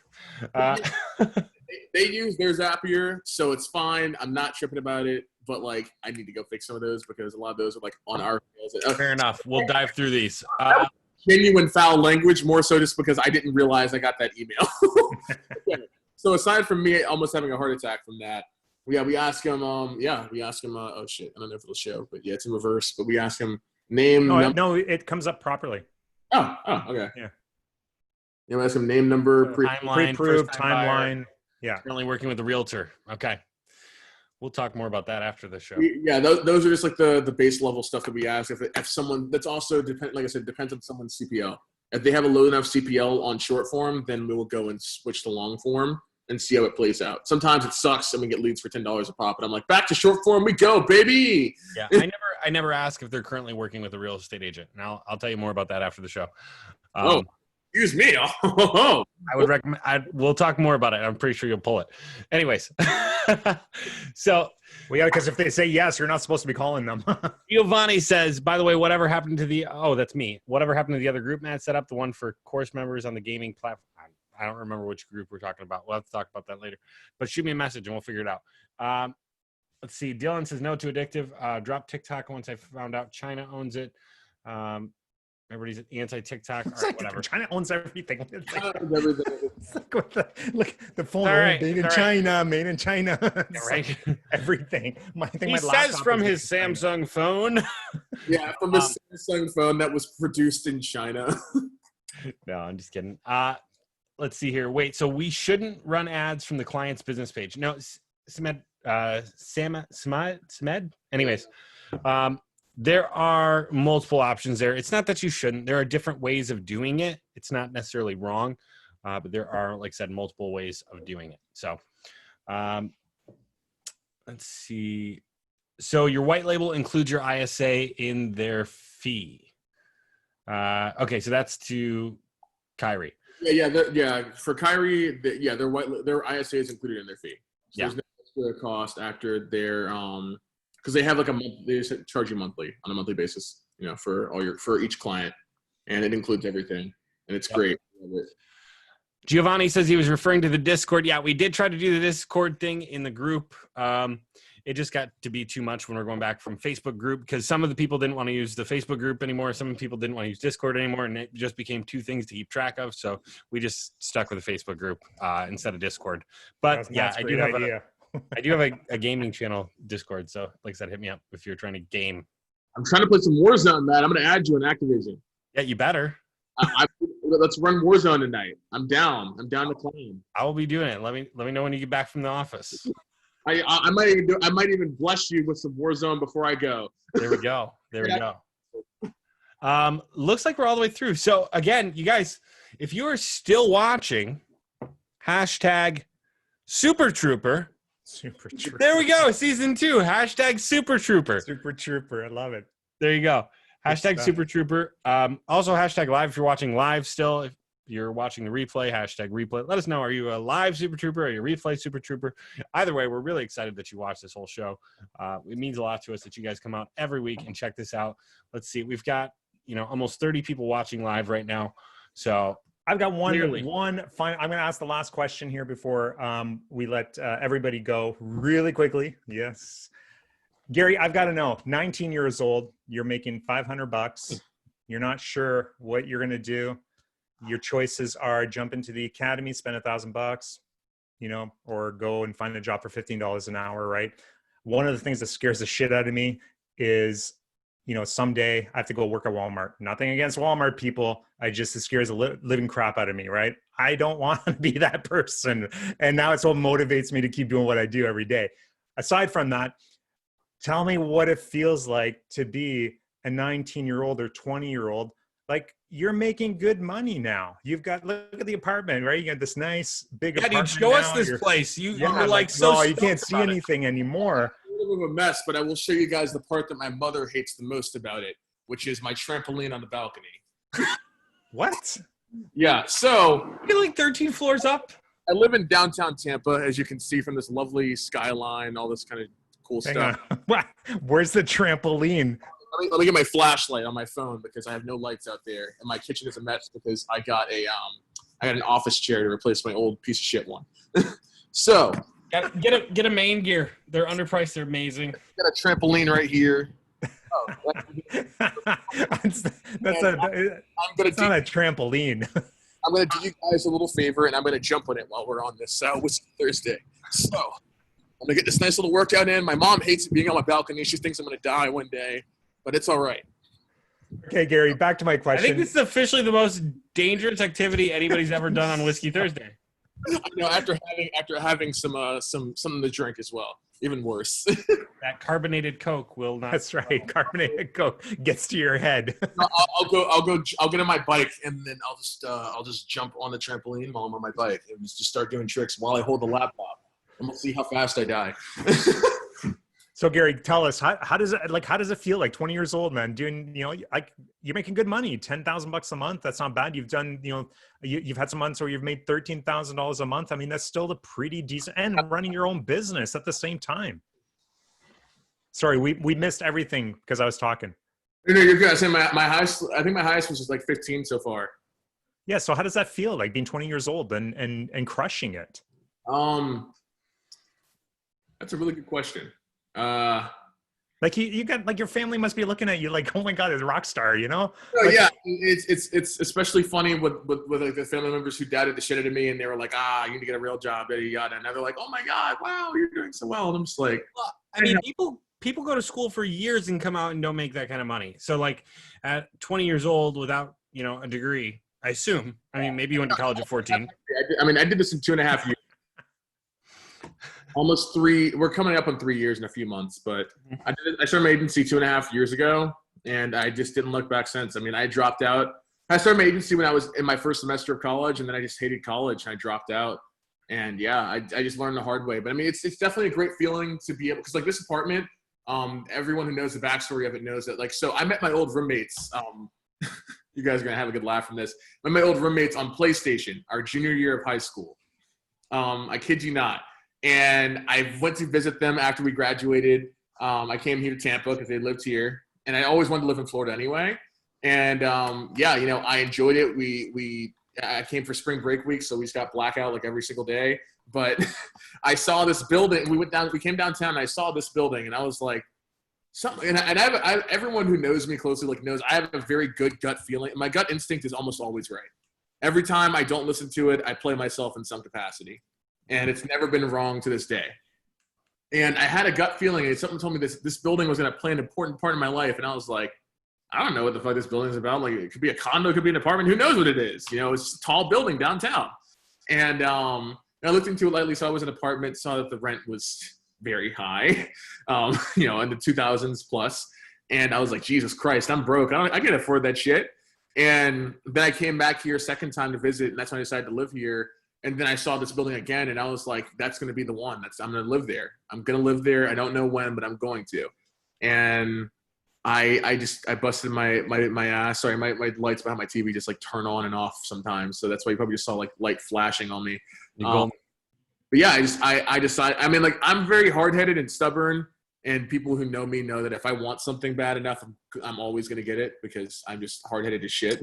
Mm-hmm. And, I was determined to get this. And after a year, I want to say I lived here for about, I moved here in August of 2018, and I moved in here in February of this year. So, I ate it for a while. I did get an apartment after I couch surfed for 6 months. I got a room for rent, $650 a month over near University of South Florida. But obviously I needed a place for myself. I'm an only child.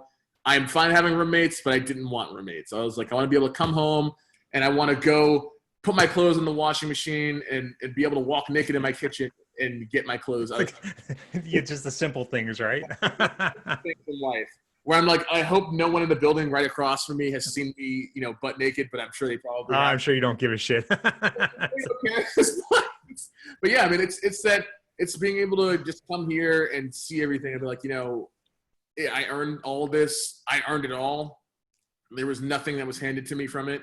No one really, my mom supported me some, but it definitely put some strain on our relationship for sure. I got kicked out of my house and all that. I went through the whole basic entrepreneur story after a certain point. That's what I tell everyone. It's a basic ass entrepreneur story.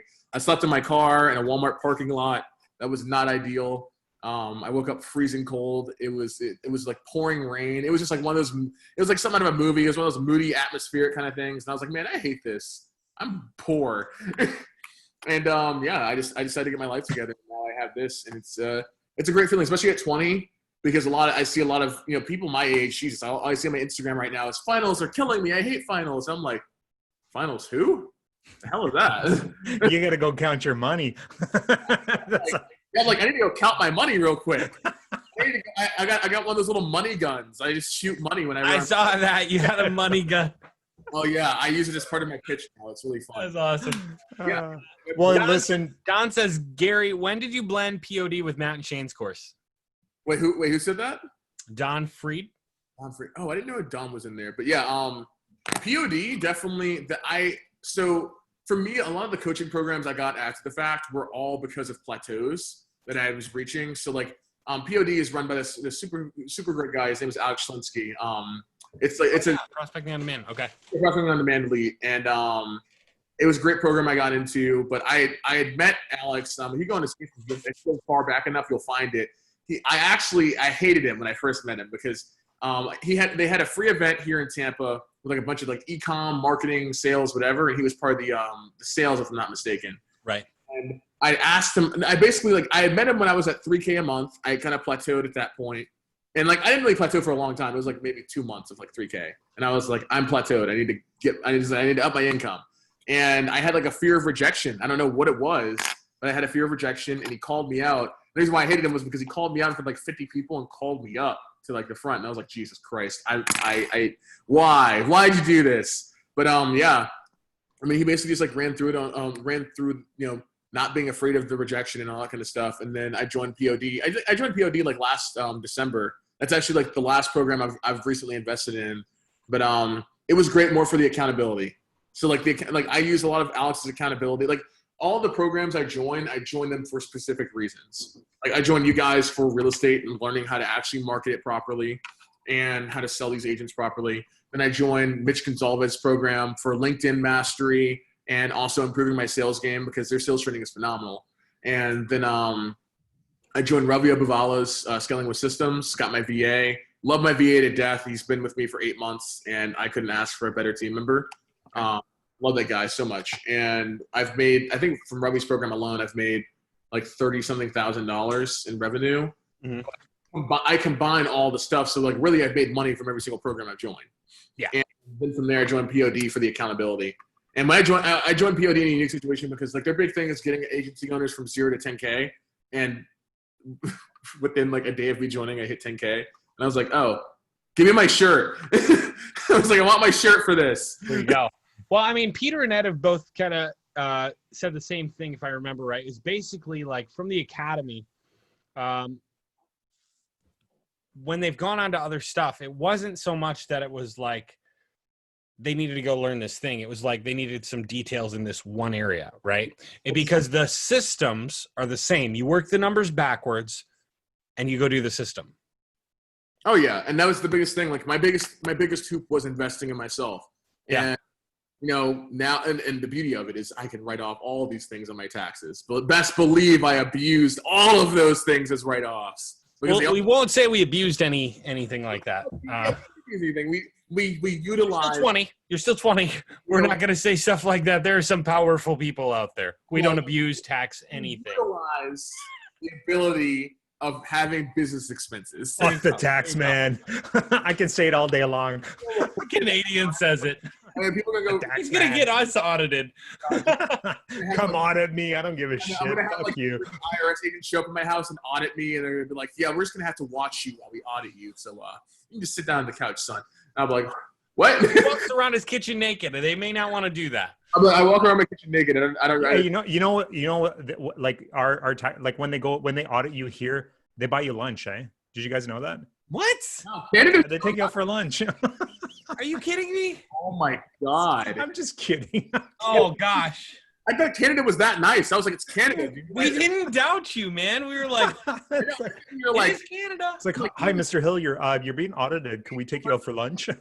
We'd like to take you out for lunch and see what you might have done with your taxes there, eh? Well, you know, so years ago, I got audited for provincial tax, and I actually owed $47,000. Mm-hmm. Yeah, it was like not funny. At that point, they were like, "We are going to take you out for lunch because we're going to take you to the cleaners afterwards." Well, here's the funny, obviously, you know, I was 24 years old when that happened. So I owe $47,000 at 24 years old. And I remember walking into the tax office and sitting down, and I was dying, right? Because I was so stressed, I was nervous, and all this stuff, right? And she's like the nicest person in the world. It's like, okay, Mr. Hill, you're 24 years old, right? Like, come on, right? It's like, okay, well, you know, like, how can we help you pay back, you know, the taxes you owe? What do you mean, like, can you help? It's like, you can give me a loan. So yeah, they ended up giving me a loan for the money I owed them. It was crazy. Yeah, it's a little bit different here. So yeah. That's crazy. Don said he was about to move when he found that out. So Christian also says he just moved to Florida. He says, what's going on, guys? Gary, we got to link up. Christian, what's going on, man? Thanks for joining. But yeah, I mean, Shane, did you have another question?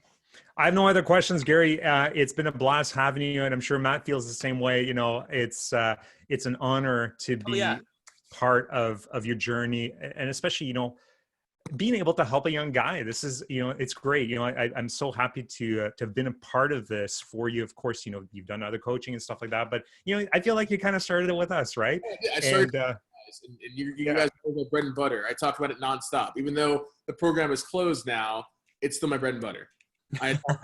Look, in spirit, you know, I want you to join in spirit. You know, you gotta go talk to Shane and Matt about access to it, but I can't help you with that. But you know, it's one of those things that, like I said, it made a huge difference for me. At 20, you know, to answer Shane's question properly, like, I mean, it's great to be able to look at this and be like, okay, I'm 20 years old. I make, you know, more than most grown-ass adults do. And I spat in the face of everyone who told me that I was a dumbass for dropping out. Like I had plenty of people from my high school who've been DMing me on Instagram and Snapchat, and they're like, "Oh man, how you doing, bud?" And I'm like, "Get the fuck out of here!" Nah, there was a guy who his previous message to me before was, "You're a dumbass for dropping out," and then he DM'd me and was like, "Hey, how you doing? I see you're doing great things." And I was Yes, like, it's funny. It's funny how you get all these new friends when you're doing well. yeah, and I just laugh at it. I'm like, I'm not gonna give this or a response, but thanks, I appreciate it. But yeah, it's great to be able to do that, and then be able to not only take care of myself, but be able to afford to take care of other people in my life and do other things. Like I'm gonna go pay my mom's mortgage, which is not cheap. It's not cheap at all. And I just recently like she's gonna be having a TV talk show kind of thing, sort of thing coming up. It's kind of weird to explain, but I mean like me, I gave her money for that. I disclosed them out. A good couple hundred though, but I gave her a good amount of money for it that covered her tab for that show, and that was great. I was able to do that without flinching. I literally went to the ATM and was like, "Give me this amount of money." Okay, bye ATM, thank you. And well, that's awesome. Gary, congratulations to your success. I can't wait. I'm sure Matt feels the same way. We can't wait to see what's going to happen over the next couple of years here for you. I can't wait to get you back on Whiskey Thursday here. We can start showing off your Lamborghinis and Ferraris or whatever else you're into. And saying buy my shit in my parking garage or something. I don't know. And we'll make a whole thing out of it. But it's awesome, guys. Endlessly. I mean, the group was definitely showed having access to a paid group for lunch, which by the way, part of like I said, I mentioned it lightly, but Shane had an interview with Jeff Miller. That's how I found Shane in the first place. But Jeff actually told me something that stood out to me really, really big, which is I guess this is more of a plug for Jeff in this case, but I mean, like genuinely, like this is what got me. No, Whiskey Thursday. Jeff don't get a plug here. Not till he comes on the show. That's not until he comes on the show. Tag Jeff Miller down below. Let's make sure he gets on here sooner or later. Like for having paid groups at least, or like for having groups that come with access to paid programs. Because like I talked to Jeff, and I was originally going to join his program. And he was like, dude, like, honestly, we don't really have that much in terms of like real estate that's going to help you. But I have this guy, Shane, go talk to him. Oh, well, then we like Jeff. Like, let's talk about Jeff all day long. Exactly. But just seeing, because I got like seeing the ecosystem of how he had with his paid group got me to open up more to it. Because at first I was like, why the hell would I pay $1,000 just to get access to a Facebook group and a course? What the heck? No, that's so much money. And now I'm like, I better get a fucking Facebook group with this. Like, what do you mean? Like the Facebook groups where I get like half my value, if not more. I mean, for you guys, you overloaded that course with a ton of videos, so like it's impossible to not make money with the training that you guys have. I'm not gonna lie, like well, we can't say that. But we won't stop you. Of course, I can't put a guarantee, but for a person who utilizes their brain cells, they are put in a position to where it would be very hard for them not to make money. Yeah. And that's awesome. Gary, again, congratulations on all your success. Everybody that's watching, thank you so much for sticking around. If you're still here, that's awesome. Thank you very much. If you're still here, super duper trooper. No, hashtag super trooper. Calm down. Calm down. But also, if you're watching and maybe you're a real estate agent, maybe you need some lead generation stuff. Gary is, I've got to say, like Gary knows what he's doing. In fact, anybody part of the academy probably knows what they're doing now. So, but again, Gary, I'll just buy my shit. Buy my shit. That's right. Again, Gary, thank you so much. Everybody watching, thank you so much. And Gary, before you go, we got a little tune for you here. We're going to play this and stick around, Gary. Don't forget to stick around. I will stick around so Matt can roast me for the after party. Well, I don't know why nothing's playing, but technical difficulties. Bomb my shit. Hey, moving that shit. Moving that shit. Moving that shit. Moving that shit. Oh my God. Gary, thank you so much, buddy. But take care, everybody. We'll talk to you soon. We'll see you next week with our special guest. And before we go, I did put the video of that sales recording that I mentioned in the group. So if you go look in the public group, it's the free one. Go look at that video. It's a quick like minute and a half clip. You guys are gonna laugh at it. I know for a fact you guys are gonna have a good laugh at it. Love it. Love it. And like we mentioned, we'll see you next week with our special guest, Victoria Kennedy. So you guys are not going to want to miss that one. It's going to be a great episode. Oh, I can't wait for that. That's going to be awesome. Fun too. Yeah. We've got a killer lineup lately. It's been great. So again, thank you so much, Gary. We'll see you all next week. Take care. Cheers. Have fun. Okay, there we go.